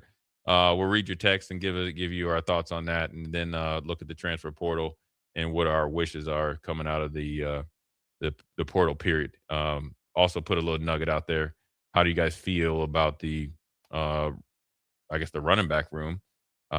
Just assume as of now, that's probably what we're going to roll with. And then you can kind of maybe shape what you're going to do offensively. Offensive line seems like they're pretty tacked. Probably going to be a little bit of a bloodbath or brutality up front. So we're going to see you try to, get in a little bit of a phone booth street fight with the big linemen that we got. Jay Foreman, Austin Orman. We'll be right back. You're listening to Old School with Jay Foreman and Austin Orman. Download the mobile app and listen wherever you are on 93.7 The Ticket and theticketfm.com. Just got new tires put on my car today. You did? I didn't see you leave the office. I didn't need to. Graham Tire picked up my car this morning and dropped it back off and they were done. You're kidding. How'd you get that kind of service? That's just what they do at Graham Tire. Schedule your service online on the Pickup and Delivery tab at GrahamTireLincoln.com. That's GrahamTireLincoln.com. Let us do the running. Some limitations apply. See store for details. Hey Husker Nation, this is Todd Euler, two-time national champion, here to talk to you about Window World Lincoln. At Window World, we specialize in replacement windows, doors, siding, and roofing. Whether you're looking to enhance the beauty of your home or increase its energy efficiency, we've got you covered. And here's the best part. We offer the best for less. Our team is dedicated to providing top-quality products and exceptional service at affordable prices. We want to earn your business and make your home improvement dreams a reality. So why wait? Contact Window World Lincoln today at 464-7313 or visit our website at windowworldlincoln.com. Window World Lincoln, where quality meets affordability. Get rid of pesky critters once and for all with Bats to Rats. Their expert team is here to help you reclaim your home. No more sleepless nights caused by crawling critters or flapping wings. Bats to Rats ensures a safe environment for every family member. Check the website at batstoRats.com for amazing offers. And if you mention this ad, you'll receive $10 off your initial inspection cost. Call Bats to Rats today at 402-781-8691. That's 402-781-8691. Bats to Rats. MWR, a local company of Lincoln, is proud to announce they are able to offer their own post-frame building packages in metal to anyone desiring a building, whether you're a contractor or a DIYer. They can install your building as always, and they offer multiple different rib profiles and loads of color options, including the wood grain metal at great competitive prices. You can inquire at mwrbuildingandfence.com or just draw your desired building and submit it in their Contact Us page, and they'll get back to you. Call MWR today at 402-540-8966. If you or anyone you care about is facing a family legal matter, call Cordell and Cordell today at 1-855-GET-LEGAL or visit CordellCordell.com to schedule your consultation. There's a lot on the line in divorce. This is Joe Cordell of Cordell & Cordell, the largest family law firm in the country, with over 35 years of helping clients navigate divorce. But being big doesn't mean less personal or less local. Our attorneys live and work in your community, and as neighbors, they understand the challenges your families face. Divorce touches all areas of your life: your home, savings, retirement, and of course, kids. So when you find yourself facing divorce, you need a partner you can count on. Visit CordellCordell.com to schedule your consultation. If you or anyone you care about is facing divorce, contact Cordell and Cordell today. With over 100,000 clients served, we understand the challenges you're facing on a personal level. Call Cordell and Cordell today at 1-855-GET-LEGAL. That's 1-855-GET-LEGAL. 1221 N Street, Lincoln. If you're seeking a career with a growing company, Gaina Trucking and Excavating is hiring and looking for additions to their team. Gaina Trucking has a strong team culture, competitive pay, 401ks, and benefits like health, dental, and vision. Drivers are guaranteed 40 hours per week, even in the winter months, and are home every night. Start your career today at Gaina Trucking and Excavating. Apply today at GainaTrucking.com. Tomorrow is about the lessons we learn today. A farmer's market teaches us that community is grown together. Kids laughing shows us how joy is easy. And coffee on the porch reminds us to savor every moment. These are the lessons that shape a tomorrow we all share. One filled with trust, good company, and wide open dreams. That's the way banking should be. And that's Pinnacle Bank. Member FDIC. Concrete Industries has immediate job openings for precast production laborers and maintenance technicians. Concrete Industries offers great pay, health benefits, 401k, a wellness program, holidays, and paid time off. Apply today to earn a starting pay of $21.50 per hour plus a $1,500 hiring bonus. Concrete Industries is hiring all experience levels and offers on-the-job training. Start your career today as a precast production laborer or maintenance technician. Visit concreteindustries.com. It's the Nebraska Deer and Game Expo, January 16th through the 18th at the Sandhills Global Event Center in Lincoln. Come see trophy deer, hunting seminars, hunting and outdoor exhibitors, a 3D archery tournament, enter the blind giveaway, and more. The Nebraska Deer and Game Expo, presented by Whitetail Properties Real Estate, January 16th, 17th, and 18th. Learn more at nebraskadeerandgameexpo.com and find them on Facebook. Come to the Nebraska Deer and Game Expo, January 16th through the 18th in Lincoln. In every office, there's two types of people. There are those who bring in bagels and those who eat the bagels that someone else brought in. Everybody likes the first person. Be that first person. Weekday mornings at 7:30, you have a chance to win a business box of bagels from Bagels & Joe. All you have to do is shut up, Sipple. 2 questions for you, 2 for Sip. Win, and the bagels are yours. Lose, well, you don't want to lose. You lost Monday, you lost Wednesday, you're a loser. Shut up, Sipple. Weekday mornings at 7:30, brought to you by Bagels & Joe. Back to old school with Foreman and Orman on 93.7 The Ticket and theticketfm.com.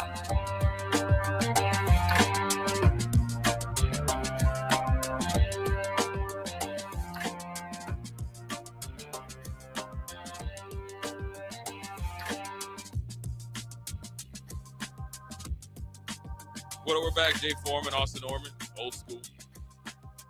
A little bit of the Vortex edition, Nebraska edition. Obviously, a lot going on, potentially going on. You got a couple watches on guys that maybe they could potentially withdraw their name and come back. Keona Davis is officially in the portal, but we haven't heard of any visits or anything like that. Obviously, time is of the essence, right? Because you want to get in school, get situated. And obviously, Nebraska was able to, do some things. But text line, we appreciate you guys texting in. We'll start all the way down here with Gus Mohawk. We already did his. We'll do unknown texter. 9174 is the coaching effort is so difficult anymore. Eckler could do that. Would be a big blow to lose him. That's the one thing that's really interesting on people's mindsets, right? And it's you hear from guys and you hear them talking, whether they're on the radio or not. Everybody looks at like the way I guess I was coached as archaic. But in reality, it's exactly what Cristobal and Signetti have been doing and Kirby Smart are doing.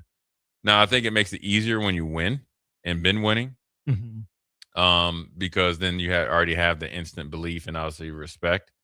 But I also think that you really do coaching and the players a disservice of not coaching them hard. The one thing right here, he's like the effort is good, but the one thing that Eckler was able to do is coach them hard, hold them accountable, but then obviously be fair. Yeah. Right? And that's all you need to do. Now, if a kid can't handle that or doesn't want that or thinks he doesn't need it, you won't win any games with them anyways. And if you have a bunch of guys like that, you won't win games, right? Because that's just the way it goes. And so the texter is right. It's just, it'd be a big blow, but, it is what it is. And, we'll see what happens whenever that may be. So I'm sure within a couple of days, right? It's not that hard. You got to figure it out. But old dad 34, it says, what sucks is there is no loyalty with coaches or players, in my opinion. It's ruining sports. It's been like that for a while, for a long, long time. To be honest with you, old dad 34, but it was always the coaches.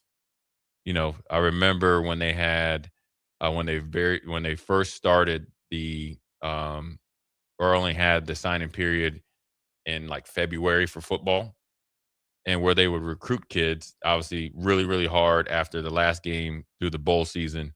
And then it was sometime in January, February. Well, then you saw a lot of coaches eventually take jobs somewhere else. Yeah. Right.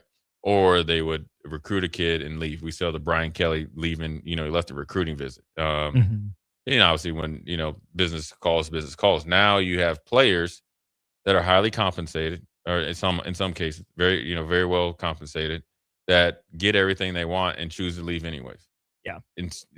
They're starting.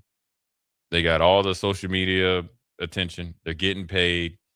They're getting opportunities to be successful, and they end up leaving. And that's, there is reasons behind it, and that's just the way it is.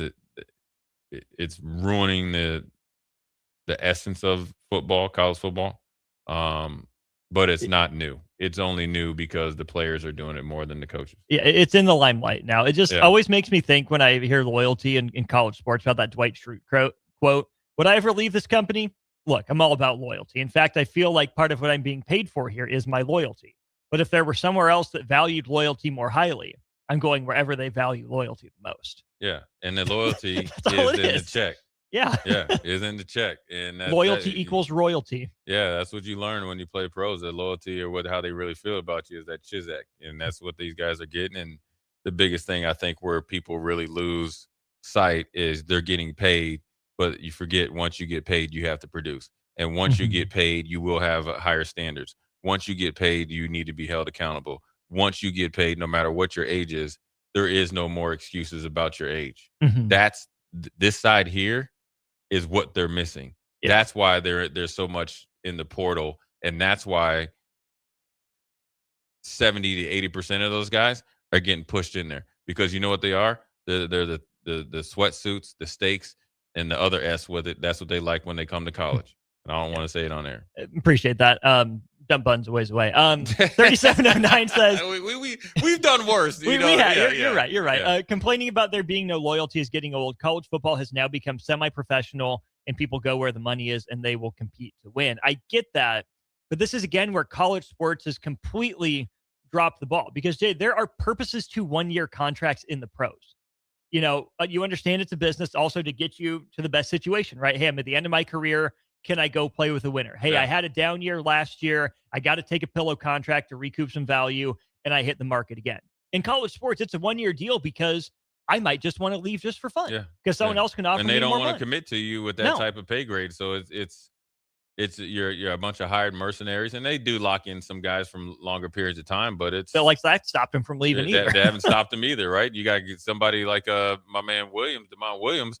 He had a 4-year deal where they had the rights and everything. He was ready to bounce to the 40 ounces when Lane Kiffin just sent him a text. Yeah. He sent him a text at 2 a.m. Hey, you up? Yeah. Let's hook up. Okay, I'm there. So, I mean, there is no loyalty, and that's the way that's the way they've the college football is made it. It's the powers that be that's fault. I mean, you got to think the NCAA hasn't allowed, or the government, actually federal government, hasn't allowed the NCAA to try to have some collective bargaining for the athletes where there would be more employees. And so this is what you're going to get. You're in. How much easier does collective bargaining become if the Big Ten and the SEC get their Super League? And it's 80 it'd be a lot easier versus say like 136 or 366. Yeah, it'd be a lot easier. It'd be a lot easier. And but then you got to get those two to work together, lock and step, without any backdoor deals or anything like that. But it'd be a lot easier, and be a lot more fruitful for them, because they would be getting a bigger piece of the pie. So yeah, you just never know. You got a Gorilla Bear says what we didn't know. He said Keona Davis visited Miami today, which is interesting. Obviously, John and Cortland says we need to improve up front, both sides, or it'll be same old situation. He had some lyrics there. And Thomas and Lincoln says if Nebraska loses Eckler, then Nebraska would have lost the first offseason. I mean, that's somewhat true. But every offseason you win, because you want to know why you win every offseason? Because everybody has the same feeling. This could be our year. Yeah. And so that doesn't change until you get in the fight. So one more text, 3709. Maybe they need to work on a franchise NIL deal for 4 years. I like it. I think you can lock guys in. You could have some transfer fees and all that. I mentioned that before, especially if you're, going and recruiting some FCS kids and they've spent 2 or 3 years of obviously developing them. There should be some sort of transfer up fee. If you break a contract, there needs to be some sort of fee involved as well. And then there also needs to be fees against the university if they don't meet their obligations as far as what they originally, I guess, promised or signed to pay. And 5% interest per month you don't pay. Yeah, and there's plenty of stories of that as well. Cough, Jaden Rashada, cough. There's even more, right? Yeah. Where guys think they're getting paid $10,000 a month. Next thing you know, they only got $5,000, and they're like, take it or leave it. And then you got to go play a football game. We saw it with the UNLV quarterback.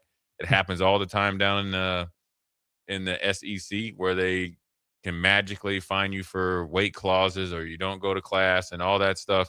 So they're able to recoup some of that money. So, there needs to be some guardrails in there, but at some point in time, everybody's got to get to the negotiating table and really get down to business, or you're just going to be essentially,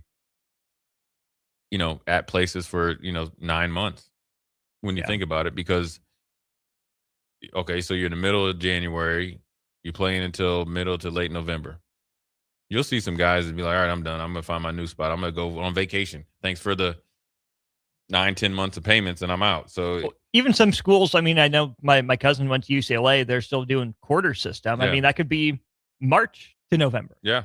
You're talking 8-9 months, and right there, and then you're back in the portal. And you can do a lot of classes online now. It's for whatever reason, guys are graduating faster, at a faster. So I think that. How's that happening, Jay? I don't know. I mean, are student athletes just smarter and more dedicated to school this they're day making and it age? easier, and they're paying them more. It's crazy, but so just this whole portal thing is going to be what it is, and. You got to get the guys with the right mindset. That's why it's a tricky situation for Nebraska, because I think you really, long-term, have to develop high school kids. The problem is, as we've seen, these high school kids think that they're going to go from whatever high school league that they're in and come play against some grown men, and you get your feelings hurt, and you get a reality check. And then, then you got your friends and your DMs and text messages saying the coach isn't doing you right. Man, you were a dog in high school. Well, I'm just going to tell you, it don't matter. You're just a high school kid. We were lucky enough where Dylan was able to kind of walk and chew gum and kind of, stay out of the way so we can make a bowl game, for 2 years. But to be honest with you, very rarely do you see a guy come in as a freshman quarterback and dominate for 3 years to the point that you literally take a team on your back to the promised land. It doesn't happen. Mm-hmm. The two guys right there, they're playing on Monday night, are transfer quarterbacks, right? Had to level up. Heck, Carson Beck had to leave a national championship organization to get a fresh start at an upstart or a potential upstart Miami program that was upstarted by Cam Ward. Yeah.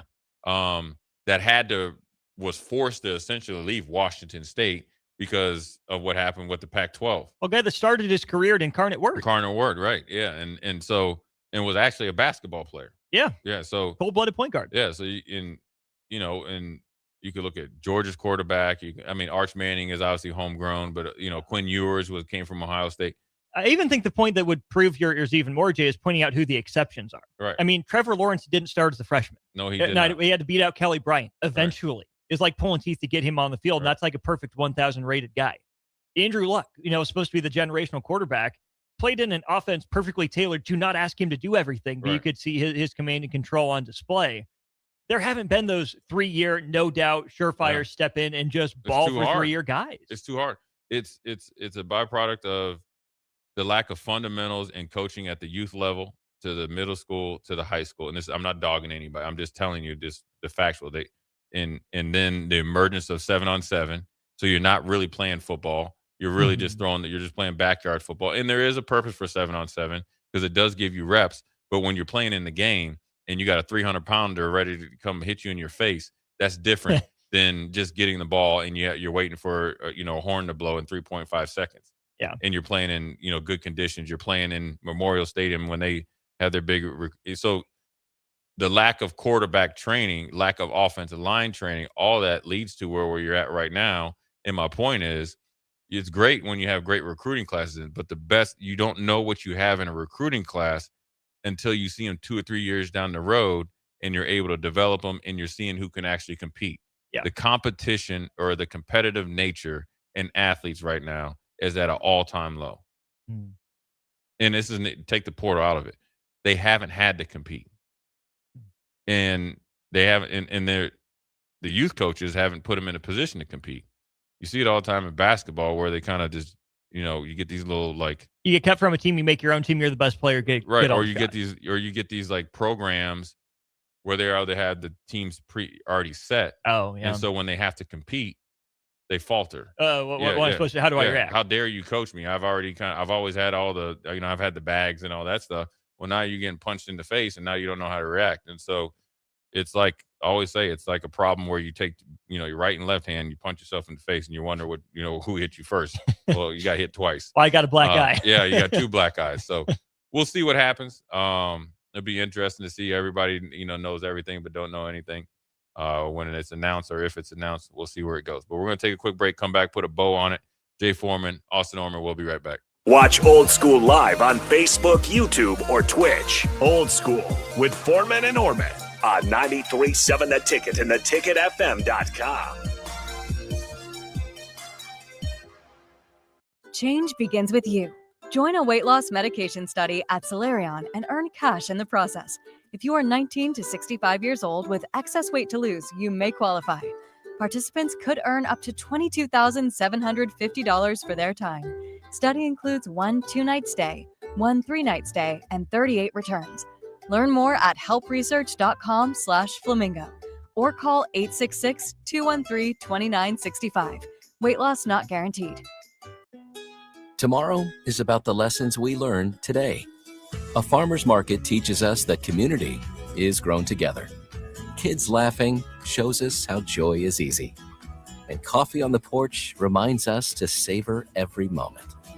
These are the lessons that shape a tomorrow we all share. One filled with trust, good company, and wide open dreams. That's the way banking should be. And that's Pinnacle Bank. Member FDIC. Winter is just around the corner. Is your vehicle ready? Don't get left out in the cold. At A1 Automotive, we prep your car for whatever winter throws your way here in Nebraska. For battery checks, for brake inspections, tires, heaters, whatever your car needs to keep you and your family safe on the road, we've got you covered. A1 Automotive, always honest answers. 93.7 The Ticket, Fox, KFXL weather. Sponsored by John Henry's Plumbing, Heating, and Air Conditioning. The Lincoln forecast for today, a few sprinkles possible this afternoon. Otherwise, probably sunny and breezy. The high near 48. Tonight, mainly cloudy, a continued breeze, a low around 30. And tomorrow, a chance of snow. Otherwise, mainly cloudy. It'll be windy and colder. A high near 36. I'm meteorologist Kyle Fletcher for 93.7 The Ticket and theticketfm.com. Back Nine Golf in South Lincoln is the premier indoor golf experience in the state. The weather in the winter months is cold, windy, and as unpredictable as a tee shot on the 450-yard par 4. With top-of-the-line full-swing simulators and a PGA teaching professional, Back Nine Golf is there to help you improve your game and lower your score. Back Nine Golf is open to the public with 24/7 access for members. Learn about Back Nine's variety of memberships today and see the facility for yourself at 7501 South 15th Street in Lincoln, just south of 14th and Pine Lake Road. Back Nine Golf, your premier indoor golf and events destination.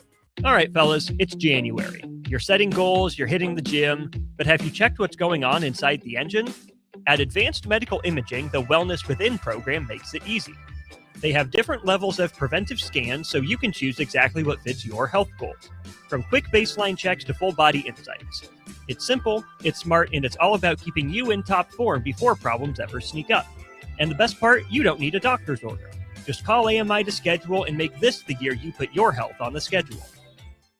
Concrete Industries has immediate job openings for precast production laborers and maintenance technicians. Concrete Industries offers great pay, health benefits, 401k, a wellness program, holidays, and paid time off. Apply today to earn a starting pay of $21.50 per hour plus a $1,500 hiring bonus. Concrete Industries is hiring all experience levels and offers on-the-job training. Start your career today as a precast production laborer or maintenance technician. Visit concreteindustries.com. When it comes to concrete, Stevens & Smith Construction doesn't stall. They go for the takedown. As Nebraska's full-service concrete contractor, they stay in bounds, hold inside position, and never forfeit quality. Whether it's foundations, flatwork, or concrete coatings, they elevate performance and pin down results that win every time. Stevens & Smith Construction is a proud sponsor of Takedown Tuesdays on 93.7 The Ticket. Because when it's time to wrestle with concrete, Stevens & Smith Construction slams expectations. It's the Nebraska Deer and Game Expo, January 16th through the 18th at the Sandhills Global Event Center in Lincoln. Come see Trophy Deer. Hunting seminars, hunting and outdoor exhibitors, a 3D archery tournament, enter the blind giveaway, and more. The Nebraska Deer and Game Expo, presented by Whitetail Properties Real Estate, January 16th, 17th, and 18th. Learn more at nebraskadeerandgameexpo.com and find them on Facebook. Come to the Nebraska Deer and Game Expo, January 16th through the 18th in Lincoln. Make your next event unforgettable with Grazing Gouda, your local artists and experts in charcuterie and grazed tables. From boardrooms to ballrooms, they turn gatherings into experiences with stunning spreads of artesian cheeses, cured meats, fresh fruits, and gourmet bites. Perfect for corporate luncheons, weddings, parties, or any celebration that deserves a wow moment. They handle the details. You take the compliments. Book your graze table today at GrazingGouda.com. Grazing Gouda, because every event deserves to be savored. If you're seeking a career with a growing company, Gaina Trucking and Excavating is hiring and looking for additions to their team. Gaina Trucking has a strong team culture, competitive pay, 401ks, and benefits like health, dental, and vision. Drivers are guaranteed 40 hours per week, even in the winter months, and are home every night. Start your career today at Gaina Trucking and Excavating. Apply today at GainaTrucking.com. Back to Old School with Foreman and Orman on 93.7 The Ticket and theticketfm.com.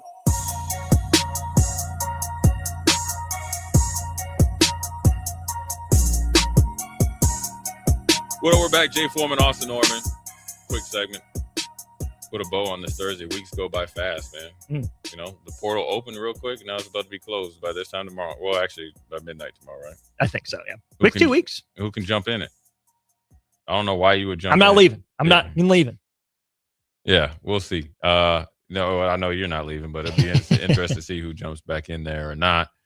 But like everything, college football and football moves on. It's just part of this. Is just the offseason. It's free agency period.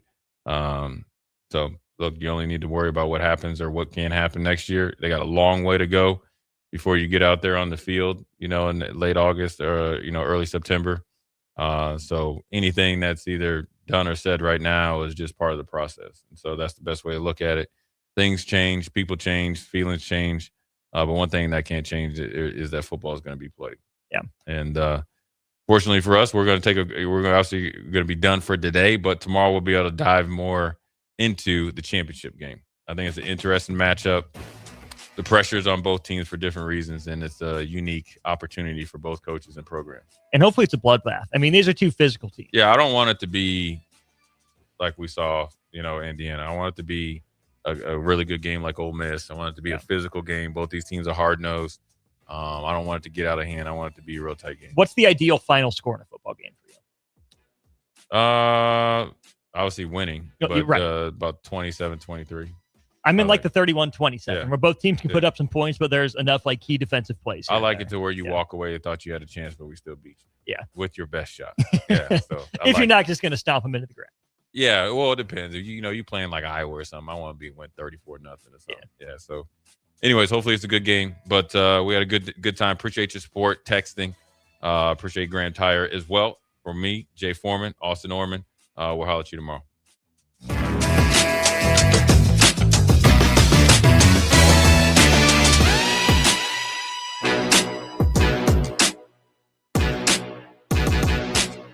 If you or anyone you care about is facing a family legal matter, call Cordell and Cordell today at 1-855-GET-LEGAL or visit CordellCordell.com to schedule your consultation. There's a lot on the line in divorce. This is Joe Cordell of Cordell & Cordell, the largest family law firm in the country, with over 35 years of helping clients navigate divorce. But being big doesn't mean less personal or less local. Our attorneys live and work in your community, and as neighbors, they understand the challenges your families face. Divorce touches all areas of your life: your home, savings, retirement, and of course, kids. So when you find yourself facing divorce, you need a partner you can count on. Visit CordellCordell.com to schedule your consultation. If you or anyone you care about is facing divorce, contact Cordell and Cordell today. With over 100,000 clients served, we understand the challenges you're facing on a personal level. Call Cordell and Cordell today at 1-855-GET-LEGAL. That's 1-855-GET-LEGAL. 1221 N Street, Lincoln. When it comes to concrete, Stevens & Smith Construction doesn't stall. They go for the takedown. As Nebraska's full-service concrete contractor, they stay in bounds, hold inside position, and never forfeit quality. Whether it's foundations, flat work, or concrete coatings,